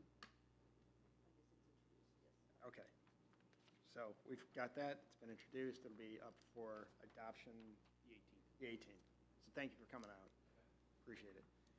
Okay, now we move on to ordinance number M-13-2022. This is 1122 gauge variations. We'll be considering variations in the front and rear yard setbacks to allow construction of an addition. Community Development Director David Schoen to review. Take it away. I'm just going to make this really brief.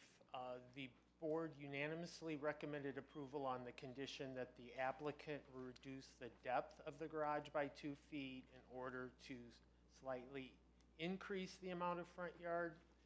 The applicant has done that. The plans attached to the ordinance reflect that. If anyone has any questions, I'd be happy to answer your questions. so David, the front yard setback is now 13.8. It was originally 11.8. 11.8?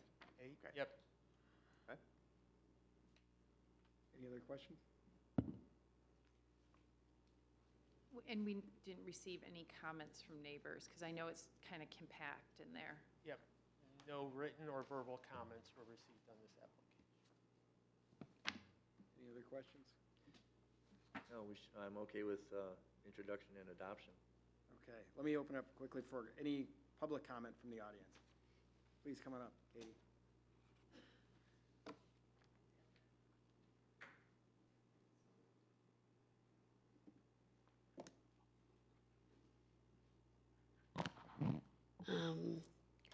I am so much into the fact that we are a village.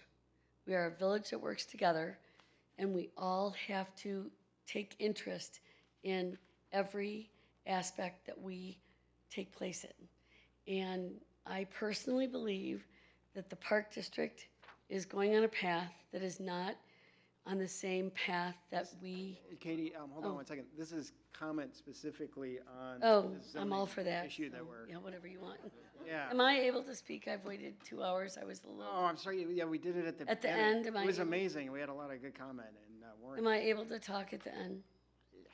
Yeah, we have a closed session after. We've got kind of an all. Just like 2 minutes? I mean, I waited an hour. Why don't and a we, half. why don't we finish up this and we'll Okay, see how we're sorry. doing. I'm sorry. I apologize. No worries. That's kind of a letdown. I was hoping we have a comment on this one. I guess not. Okay. Let's bring it back up here. Any other comments or discussion? Are you all in favor of waiving introduction? Yeah, because of unanimous lower boards, yes. Okay, so can I have a motion to waive introduction of ordinance M-13-2022? So moved. Second. And a voice vote, all in favor? Aye. That was better. Anyone opposed? Okay. That's what we've been trying to get all night. May I have a motion to adopt ordinance number M-13-2022? So moved. And a second? Second. Okay, roll call vote. Trustee Dearborn? Yes? Trustee Dahlman? Yes. Trustee Apatow? Yes. Trustee Handler? Yes, Trustee Swerk? Yes. Trustee Craig? Yes. And I'll apologize, the applicants, are you, yeah. Sorry. You got it. Thank you. All right, moving on. Resolution number R-79-2022, approving a contract with the Progress Group, Inc. for services related to the repair of the unit number 4 rotor and generator, and this is up for adoption. During a June 2022 generation dispatch, generator number 4 experienced an electrical failure. Brian Keys is here to present the next steps in the repair process. Take it away. Thanks for the introduction. And so tonight I'm going to walk through some background on the power plant as well to make sure everybody has the same context. But as introduced by Trustee Kripe, President Pro Tem, while during the generation run in June of this year, the unit had to be taken offline in an emergency situation, and subsequent testing has identified that we have an electrical problem in the rotor, which is the rotating piece. The unit we're talking about is referred to as generator turbine number 4, which was manufactured in 1953. So as a context to the total generating capability, there's 3 steam turbines and 2 diesel units at the power plant. They have a combined output of 30,000 kilowatts. This unit is 8,700 of that 30,000. The last overhaul on the number 4 was completed in 2006, and from what we can tell in the records, this is the original rotor that was installed in 1953. So the generating plant for, longtime Winnetka residents has been here, was running at full time back in the 70s and the 80s, and then basically became a backup as we had imports coming in from Commonwealth Edison and ultimately our Northfield substation. So in its current role, the power plant provides basically contingency support to the electrical grid in Winnetka. But when we joined the Illinois Municipal Electric Agency, a separate generating contract was signed, which basically gave the Illinois Municipal Electric Agency, or IMEA, the ability to dispatch our generation. And in return for that, if we maintained the equipment and provided staffing, we get $1.4 million back on an annual basis through basically a credit on our wholesale power bill. Unit number 4, when you look at the output in the contract terms, generates $417,600 of that $1.4 million.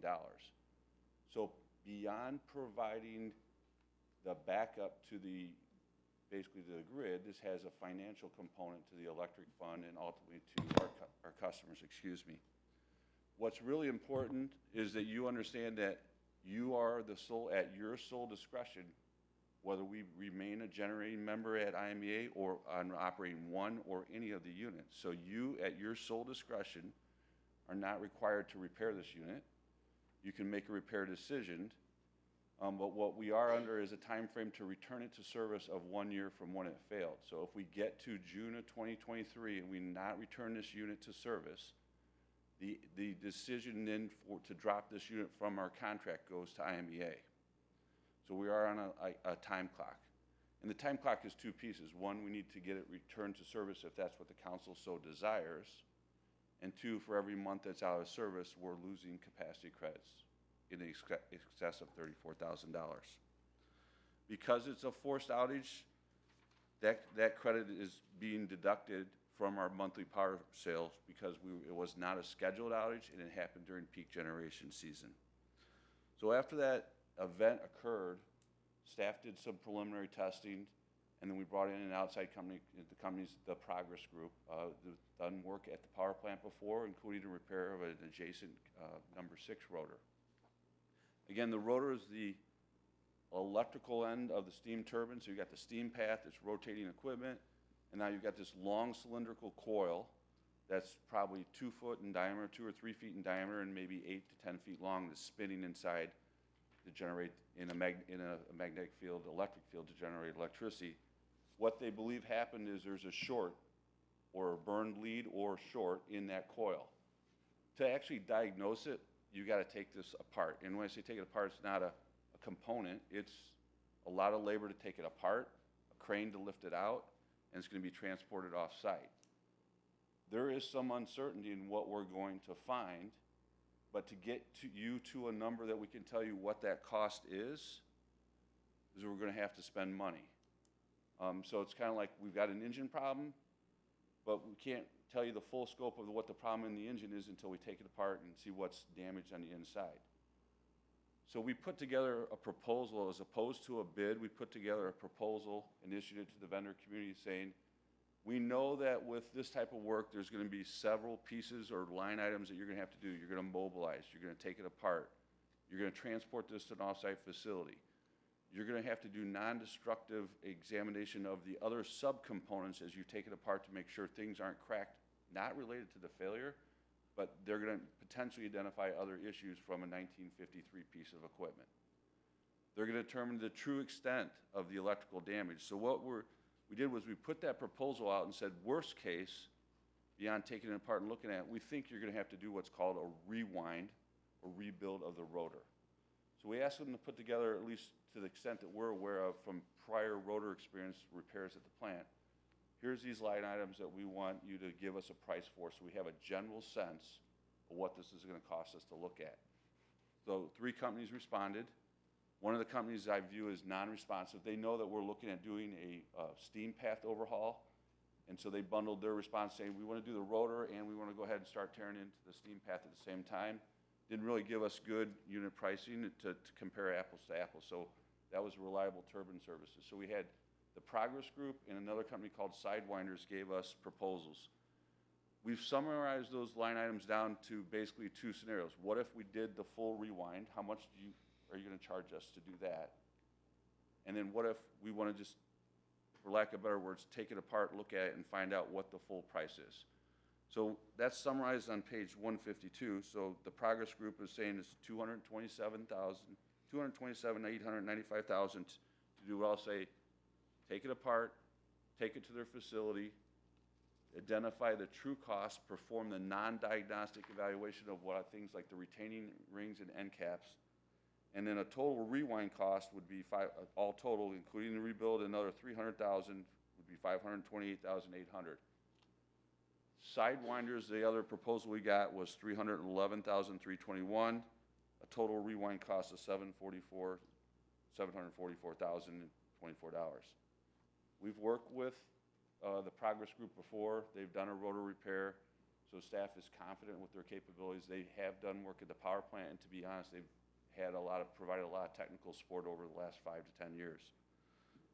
So we're recommending considering your consideration. I'm going to step through some of the options, but to use them, not seeking your approval to go fully repair this, but let's get it to an offsite facility and get the true extent of what the repairs are to put it back in service.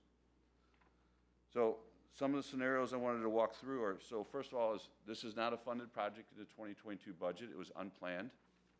Trustee Dearborn always asks me for offsets. I'm kind of late in the year to be able to figure out an offset at this point in time.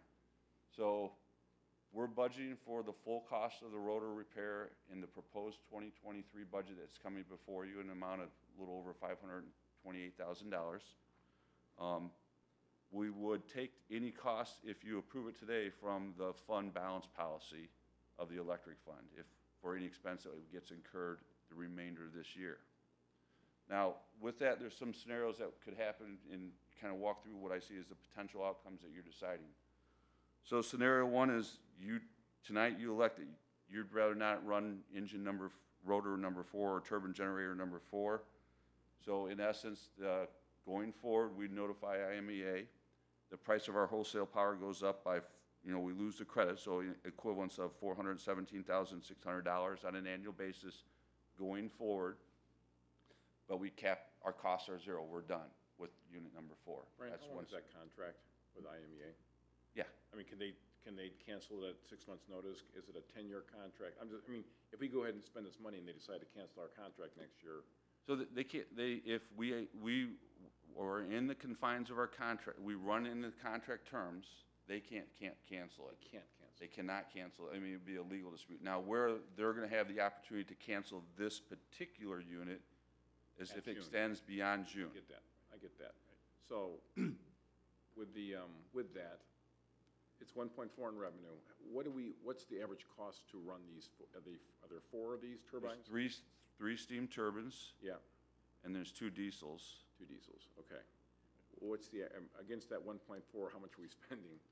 So I think I'll go back. I don't have that number off the top of my head, but let me go back to the rate study, which President Rentz isn't here, so I could go back without him getting comments about how painful that was. I was here for that traumatic experience as well. So basically what we showed in the rate study is that on a longer period of time, if beyond the 1 year, looking at it on a 1-year basis, that is in the absence of having the generating plant running, in the absence of those capacity credits, your wholesale electric bill your actually costs that you're gonna have to cover are going to go up. So or more say succinct answer is, the capacity credits are saving you money. Now, where that becomes a more broader discussion, which is what's kind of teed up for 2023, is when we look at 2 turbine overhauls that are $764,000, $1.4 million of boiler repairs. There's a longer term discussion about, is it still going to be over the remaining year of the contract, which runs through 2035, do we recap? Is it going to be a net sum? This decision right now is, even with those items still before the council to come at a later date and time, if we elect to repair it, or at least get to the repair costs, and then should you decide at that point to do a change order to repair it, is you're looking at less than a 2-year payback if it's within that $528,000. And Brian, during the budget presentation, you always have a summary slide that shows whether we're running in the black or not, and that's another measure that you've used. Right, so what he's referring to is generally what I'll do is to take the 1.4 million, take out about $200,000 is for the diesels. We're going to have diesel generation because we do not have elevated storage. That's going to be a requirement of some level that we're going to have to maintain. So you're talking about the steam turbines, about 1.2 million. I can comfortably tell you that, you know, over a longer period of time, we're not spending $1.2 million on an annual basis to keep the steam plant running. So I want to say, without pulling a budget book out, maybe $300,000 of expense. Yeah, it's ballpark, that's great. Is allocated. There's basically, you know, we're still going to have plant operators because we're running an electric system. We're going to have to run the diesels, and we still have to run the water plant. So there's not a whole bunch of staff that's accumulated just to run 3 steam turbines. They're down there running the water plant, electric plant, the diesels. You're not dedicated to that, yeah, got it. So the scenarios basically is, the first one is you're tired of number 4. We don't want to go tear into it for $229,000. We send a note to IMEA, we're done with this unit, and we just take the credit reductions going forward forever. So second scenario is you authorize, which is what we're requesting tonight, the ability to spend, again, about $228,000 to have Progress Group come, take it apart, get to a actual full, here's what we believe the cost is after we've looked at all the parts, the damage, and done non-destructive testing of the other components, and said, here's what the cost is. And if they came back with a scenario where you said, that cost really is, prohibitive, then you're out the $228,000, and then again, we're still in the same mode we're at now with the unit out of service where we don't get the capacity credits. Third scenario is we go out, we tear into it, and it's not a significant issue, so we come back for a change order of some amount less than $300,000. And the last scenario is it's a rewind, which is that, again, the price that I've already given you is a little over $500,000. That payback period, though, it's important to realize, is still less than, even a $500,000 repair is less than a 2-year payback on this machine. From what my staff is telling me, what I've seen is we should be able to, whether you elect to do the turbine overhaul at a later date and time when we present that, or whether you elect not to do the tube repairs, which are loaded in the 5-year capital plan, is basically we need to run this a little less than 2 years to get your money back on it.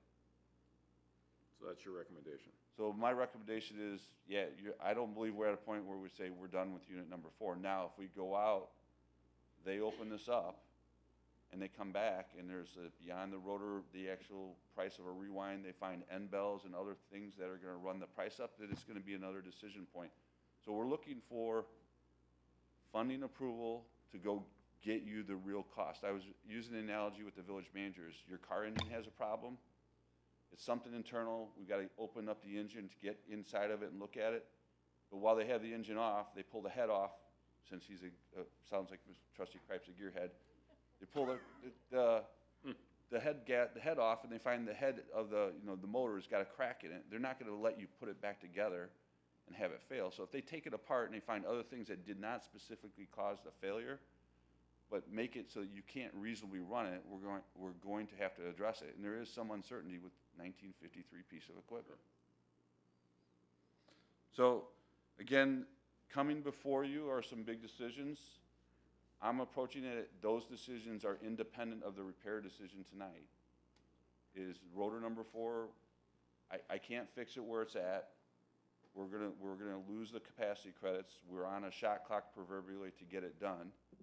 To address your comment, Trustee Yapatoff, is if they come back with a proposal plan that says it's gonna take 8 months to fix, before I'm gonna ask you to fund that, we're gonna go down to IMEA and say, look, we can't get this thing put back to June. We need written confirmation that if we spend the money and it goes past June, we're still good, because we don't wanna fix something and then have them say we're dropping it from the contract. So they're doing this at a, so we're losing, it would be 225 to get this thing the next level, but we're already losing probably 200 of the 417 that the IMEA is paying us right now, so. We're forgoing, right now, you're out. Right, it's already, they've already stopped paying that. They've already stopped paying it. Okay, thank you. So just to put some context, if you are one of the other 32 members that's indirectly paying for our capacity credits, if you're not getting the benefit, and the rationale behind that is, why would we continue to pay a member for a generating unit that's not available for the agency? I get it. So it's not intended to be punitive, it's an equity issue with the other 31 members of why are we giving them capacity credit for a unit that's not in service? I have a clarification from Rob's question to you. We get paid to have the availability to run these for IMEA, right? Correct. When we do run it, do we get additional money or no? So when we do run it, we get paid, it's like a very small amount for the electricity, and I don't know the amount off the top of my head, but it's like enough that it doesn't move the financial needle. Right. But what we do get is we get reimbursed for all the fuel that's required to run the units. Right. So the village is paid for is staff, any maintenance work, contractors, parts, pieces, the consumables, oil changes, any of that stuff, that's what we pay for. But when we run it, whether it's the diesels, and it's fuel oil, or it's natural gas that's going into the boiler, basically we get reimbursed for those costs from IMEA for running. So if they run, we do annual tests, or they run us 4 days in a row and we have a $70,000 natural gas bill, they're paying a $70,000 natural gas bill. Good. Okay. And then the age, like if you had can you even buy a whole new motor assembly? We can buy, You know, well, so in the context of, I don't know, you would buy a new one, you would repair it or rewind it and rebuild it. I don't think there would be a context of you'd go find someone that would build you a brand new one to put in. You're gonna identify either the sum or all what has to be rebuilt and reconditioned and reuse it. I don't think it's practical to go say, we're gonna go buy a new rotor for 1953. Yeah, and it would be interesting to see when they take it apart, to get a real good analysis of the rest of the condition. That's the dilemma we're in, is it's inside the machine, has to be taken out. They have to deconstruct the rotor itself, taking end pieces off and pull it apart to figure out what the problem is. So in the absence of having that information, I can't tell you what it's gonna cost. So I'm walking the proverbial fence of, let's spend some funds to go get you the answer. And I'm preparing you for the answer could be, it's not a total rewind, or I'm saying it could be worse than a total rewind, and we'll have to make that decision at a future opportunity to present and say, we're asking for a change order, or we're recommending that you give consideration to not doing a change order. So if we approve this, are you gonna be like super anxious for the next couple months while we're waiting? I'm gonna be anxious. Are you gonna be okay? I'm gonna be anxious because I sense that, now that Trustee Dearborn knows about $34,000 is adding up into my kitty, that I'd rather get this done. I'm not buying this whole thing, Brian. Not buying this whole story. I don't care what he says, it's not your fault, Brian. So when we open things up like this, there is a concern that we're going to find something that we don't know. And that's the problem, not only with this, but when we talk about the steam overhauls, is we try to budget for and plan for the worst case. This was unexpected, so I didn't budget for it. And I'm trying to make sure you're prepared that if I come back, it might not be with good news and there might be a difficult decision. We'll be prepared. So, Where's the offset on this? All the disclosure. I said, in full disclosure, I said I didn't have the. Sign the waiver you asked us. Where's that offset? I said I started There's with. an offset in there somewhere. We're in October, there's 2 months left. I know there's not an offset, but here's the question I have. So you're gonna take this, these funds out of the electric reserves? Correct. For this year? Anything that would actually roll into the fiscal year this year is gonna come out of the reserves as an unbudgeted project. And then you're gonna reimburse the reserves and budget for the whole thing next year? When we present the financials, you're gonna see that we budgeted for the full cost again in 2023, the 529. So Right. you see the cash flow for the 5-year plan, and you see the detailed budget for next year, the proposed budget, you're gonna see that's loaded with a rotor repair for $529,000. So here's the balancing act I'm stuck with. If you choose to approve that contract tonight, and by the time I get contract documents signed, certificate of insurances, and then they show up, scheduled crews show up and tear it down, there's probably a 50-50 chance that that bill is not gonna come until January 2023. But, so, what you're saying is a portion of it would, if it did come in 2022, you just reimburse the reserve? Well, I don't know, you really reimburse it, you're gonna draw down, but the financials are showing that we're gonna show that we're still maintaining our fund balance policy for the electric fund. So you're not really You're gonna incur the reimbursing it. expense in the year in which it But happens. we're gonna budget the whole thing. They're gonna budget the for whole next thing, year. but if some of that expense is incurred this year, there'll be less in the next budget. So you'll have some, okay. So there's a chance that with where we're at in the calendar year is we may not see the invoice and the completed work until January. You probably won't. So then I'm budgeting on that assumption, so I'm budgeting the full cost in next year's budget. But if the contractor's efficient, mobilizes quickly, things go well, from a financial perspective, I may be required to take the $229,000 invoice on my current financials for this fiscal year. So here's really where I think about this a little, Brian. The payback, I don't really understand the math on the payback, but that's okay. I mean, the credits and this and that, it's fine. But if it was $530,000 or whatever, and it was a 1.3-year payback, who would not do that?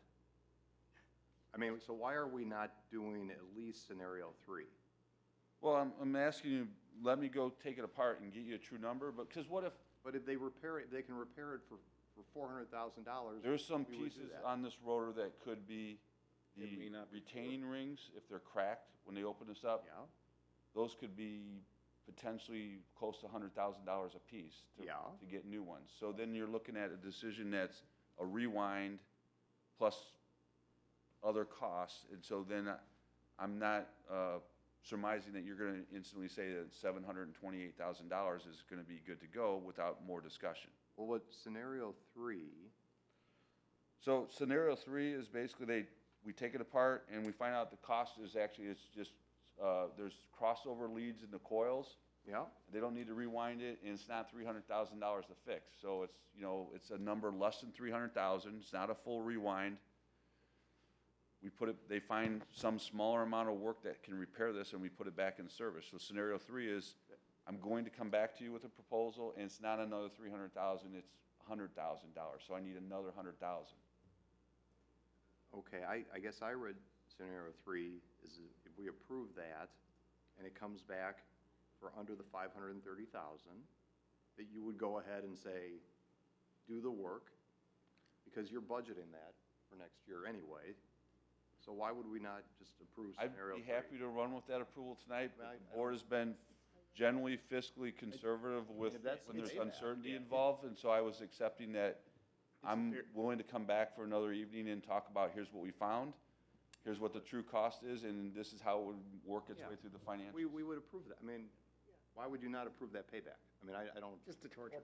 I mean, just to torture Brian, I guess. But again, why approve it today if it comes back? Right. Because that is twice the price. He's gonna be back before us anyway. Right. It could happen. No. He could find a lot worse stuff in there when he opens it up. But I thought scenario 3 says if it's twice the price. No, scenario 3 is if less. It's less.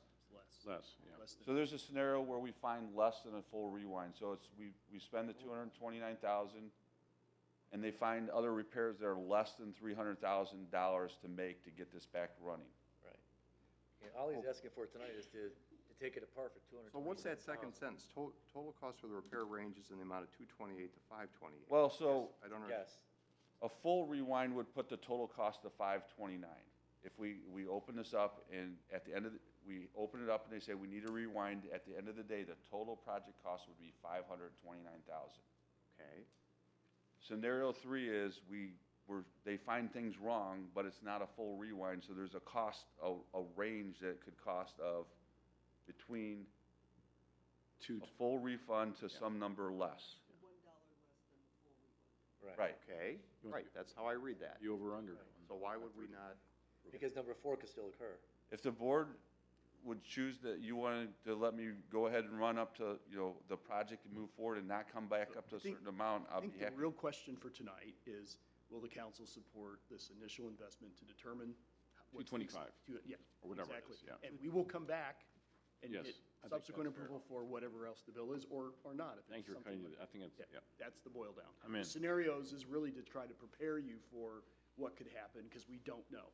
Right. So knowing that it could be more, do we try to budget for more late now, or just come out of the general fund later? It'd be the electric fund, but we I have. mean, the electric fund, We sorry. haven't budgeted, so we're, Even if it is more? yes. Okay. We'll be able to, it all depends upon the timing of when we get the information and the data. It may be in time for the budget, it probably won't be, but We're not gonna have it We by have the- capacity in the electric fund to be able to absorb some additional costs. Yeah, so we have the fund balance in the electric fund to cover this. We're not gonna have the number by the budget cycle. We're gonna be presenting to you at the end of this month. We'll be fortunate if the contractor's on site taking it apart by the end of this month. Context of the budget is what information So- can come in December, that's all. You have to Trust- have this back in service, though, by June. I have to have it back in service by June 14th or 15th. Okay, so they come back to you and they say, this is gonna be another 80,000 or whatever. Why would we not, why would we build in any delay to get the work done? I'm very I appreciative see what of you're saying. the, You're of saying the, if it's up to the whatever, just go ahead, Well, don't wait we're for gonna us. do it. I If mean- it's more than that, come back to us. I'm trying to read the Up to the five. advice that's been given, or the direction. Always that's been- been there. No, it can still be more. Does everybody Right. good with that? And it's not just that we don't want to see you again. I want to spend our money. Right. So up to the 528, That's kind of what I. If that truly is the payback. Right. move forward. I get If it. it's more than that, then we'll have the discussion All right, about. so my understanding is that assuming that when you vote, everybody's in agreement, that staff has approval to spend up to the 28,800. I wouldn't tell And them if, that. if, I wouldn't tell them that. No. Well, it's gonna No, be, well- it's gonna be in your resolution. So the resolution is currently drafted, gives the authority up to $227,895. If you wanna change that to provide authority up to $528,800, you can do it. It will be public, cause it's in a resolution, but But then. Brian will still represent us in discussions with the repairing Well, unit. hopefully it's not gonna be, either way, it shouldn't be, if, You never we now know what it's gonna be. If it's gonna take longer to do that, we just approve it 225 immediately with you knowing that you can come back and we're gonna support it. I'm fine either way. Just put the Will repair you be bill on able the to see consent. the damaged pieces and something? yeah, the shop's in Indiana, so in the past, we've sent, actually, staff members have driven over there. The contractor is gonna provide, they'll do a photo documentation, there's gonna be a report. And other stuff that's bad in the actual unit on site, Right, well, be able to see that, or is that something? we'll be able to see more of what's All through, damaged or- on site once this is all taken apart too. Right now, from the testing that's been done, we believe it's all on what's called the rotor, which is a piece coming out. There is, I think it's remote, but there's a possibility that the pieces that are not coming out, that when they pull this out, we'll see other issues that happen. But you'll be able to see that at the same time? We should be able to see that. Okay. All right, you guys There? good with that? So we can move on to our, Yes. What are we doing? we'll give authority up to the 528? Yep. And Then we need a motion to amend that from the floor? or- So we have a resolution. If somebody wants to make a motion to approve the resolution, subject to an amount not to exceed $528,800 in authority. And we will I'll make the motion. Do I have a second? Second? All right, do we do a voice vote? All in favor? It's gonna be a roll call. Okay. Yeah. Motion and a second, so we needed just a roll Yeah, call. so the motion was made by trustee Swerk, second by trustee Dearborn. Trustee Swerk, Yes. trustee Dearborn, Yes. trustee Handler, Yes. trustee Apatow. Yes. Trustee Dahlman, Yes. trustee Kreip. Yes. Thank you, everybody. Thanks, Brian. And then you need to adopt the resolution. You just amended it. Do you need a separate to adopt, or was that Yeah. considered? We can do it again. I thought that was the Okay. motion to approve with As the 528. Then we're done. Yeah, yeah, so we're good. Okay, moving on, resolution R-105-2022, purchase of property, MWRD grant. This is up for adoption. The village received a $900,000 grant from the Metropolitan Water Reclamation District to purchase a flood-prone property related to the Crow Island portion of the stormwater project. And Associate Director of Engineering, Emily Grimm, is here to present. Take it away, Emily.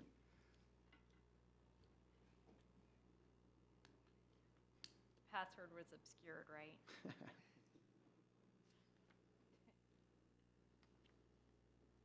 Ryan talks so long. Like, Twitter windows today. See, we gave him extra money to just stay away. He's a genius. I had to interrupt him for questions. And now. Let's try to let him off the hook a little bit.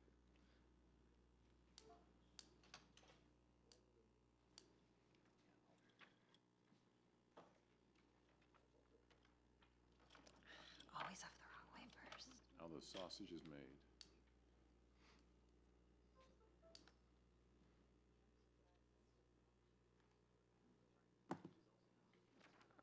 There it is. Right, this will work.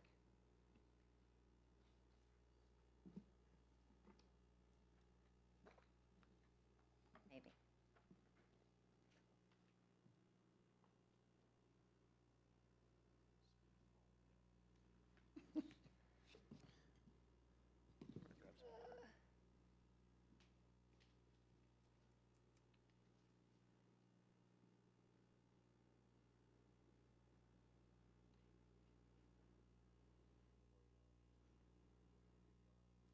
I don't know. I can do it without the presentation too.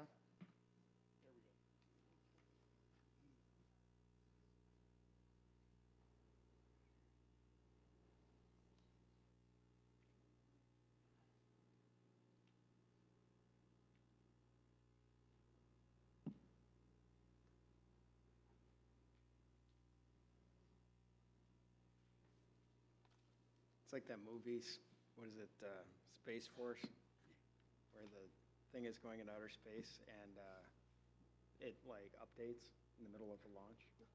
And John Malkovich is like, damn you, Microsoft. Yeah.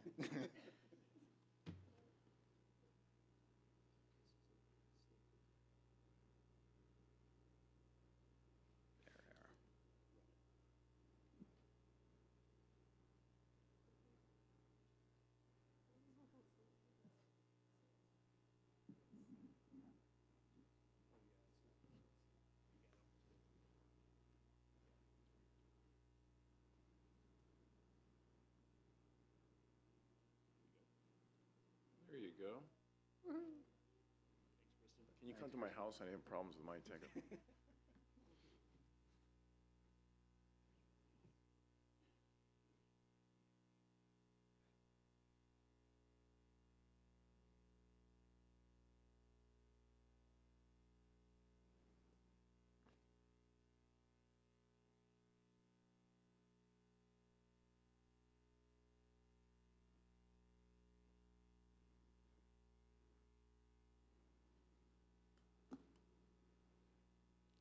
Testing.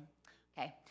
The original proposed route went through a village-owned utility easement that is shared between 1200 and 1205 Sunset. As the design progressed, a few problems arose with this original alignment. First of all, the easement is currently too small, so to get through there, the easement must be renegotiated and expanded. There's an existing pool in the easement that would have to be replaced. Because the easement is so small, there would have to be unconventional construction methods needed, such as trench shoring and a crane to place the box culvert. There's already existing water and electric that runs through that easement, and there are many mature trees that would have to come down as part of this construction. So because of these issues, the village looked into the possibility of acquiring 1205 Sunset to make a realignment of the proposed box culvert possible. So we went to the owners and we discussed this with them first, so they are aware of this and they are on board. And with their blessing, we went to the Metropolitan Water Reclamation District. They have a flood-prone property acquisition program. So with the agreement of the property owners at 1205 Sunset, the village decided to apply for this program in March of 2021, and we were accepted into the program in July of 2021. So this program is a cost-share program that allows the village to be partially reimbursed for property acquisitions in flood-prone areas. We were approved to receive 75% reimbursement up to a maximum of $900,000. And with this grant, it made the property acquisition cost-effective for the village. It'll allow us to avoid significant costs, like I mentioned before, all of those problems with the going through the easement. And it will also provide a better design for the box culvert alignment at the end of the project. Sorry to interrupt, there was a hard cost savings by not doing it. Isn't it like $500,000 or six? Yeah, there was like $560-some thousand in what I thought. avoided costs. Okay, that's what I thought. So it's And then our net cost is doubly good. approximately, what, $395? Right, $395, yeah. So this program does require an intergovernmental agreement to be put in place between the village and MWRD. That's what we're asking you to approve tonight.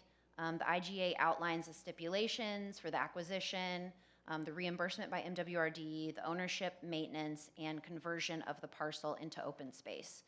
So the sale price of the parcel is set by an average of 2 appraisals. Both of the appraisals have already been approved by MWRD, and that average comes to $1.295 million. So with a reimbursement of $900,000 by MWRD, the village's portion of the cost would be $395,000. Which will be offset by the $560,000. Right. So that's what makes it cost effective. So this is a map of the area in question. 1205 Sunset is in red here. And then the original route is kind of that yellow line, and the proposed route would be the dotted yellow line that runs through the parcel. So once the property is acquired, the land does have to be converted into open space, so the house would be demoed. And the lot has to be deeded as open space in perpetuity. Also, the other thing is MWRD has communicated that this money is only guaranteed available for the 2022 fiscal year. So to be guaranteed reimbursement, we must close on the property by the end of 2022. That also means we have to get an offer to the homeowners very quickly if you guys approve this IGA. So like I said before, we have been in communication with the homeowners at 1205 Sunset, and they are on board with this proposal. They're aware of the schedule and on board with the acquisition. So with that, we ask that you grant authority to enter into this IGA, and I will take any questions you guys have. Great. Any questions from the council? No? Nope. All right. Pretty clear. Oh, yes. No question. Any comments from the public on this issue? Nope. All right. Got off easy. Yeah, so can I have a motion to adopt resolution number R105-2022? So moved. Second? And roll call vote? Trustee Apatow? Yes. Trustee Swerk? Yes. Trustee Dahlman? Yes. Trustee Dearborn? Yes. Trustee Handler? Yes. Trustee Craig? Yes. Great job, thank you, Emily. Thank you. Get the Thank offer letter you. out. And we're not saying their names, but thank you to the homeowners, they've been incredible partners and Yes, they have. They've been really great. good people, so. Great. All right. So I'm trying to figure out how to do this. Katie, you still here? Yes. Okay, we still have a closed session, but why don't you come on up? 3 minutes, please, and then, yes, thank you. I seldom beg, but I am begging all of you. I have worked with many of the people that have been in this room and other rooms on stormwater, the maintenance shed, and Dwyer Park relentlessly for 25 years. And I feel like you, as a council, need to work with the Park District, with Warren, to jointly come together to develop a project that meets our needs. We all live here because the lake is our biggest asset. There is no bigger asset. The views are incredible. We are at risk of losing our views. And I apologize, but Warren's current plan is to have stone walls similar to what we have at Lloyd Beach, but a little bit lower. And we are in a residential neighborhood, and I have something to gain by those stone walls. I won't have people walking where we have access to the beach, where I'm 3 doors north. So I have something to gain, but I'm coming here because I have always fought for public land. And I believe the precedent that will be set by allowing this project to go forward is incredibly, and you all voted 6-0 against the last plan. They heard it loud and clear. The plan has been revised, but we currently have an opportunity with your, and I want to like walk up there and talk to all of you, but I don't know if the microphone goes. We have an opportunity, you 6, 7, however many there are that are part of the board. We have an opportunity to make this stormwater project the best we can make it. And right now, the pipe is going to go into a pile of rocks that's inaccessible. It's not safety conscious. I kayak every day that I can, and you cannot see beyond the rocks. It's not safe. It's not accessible. It's not the best plan. The dogs, I believe, are still currently going on the best end of the beach, and you guys have to hire a coastal engineer because Winnetka does things right, and you guys do things right, and I need you guys to stand up and say, we need to hire a coastal engineer to do the best project we can do in the best manner we can do it.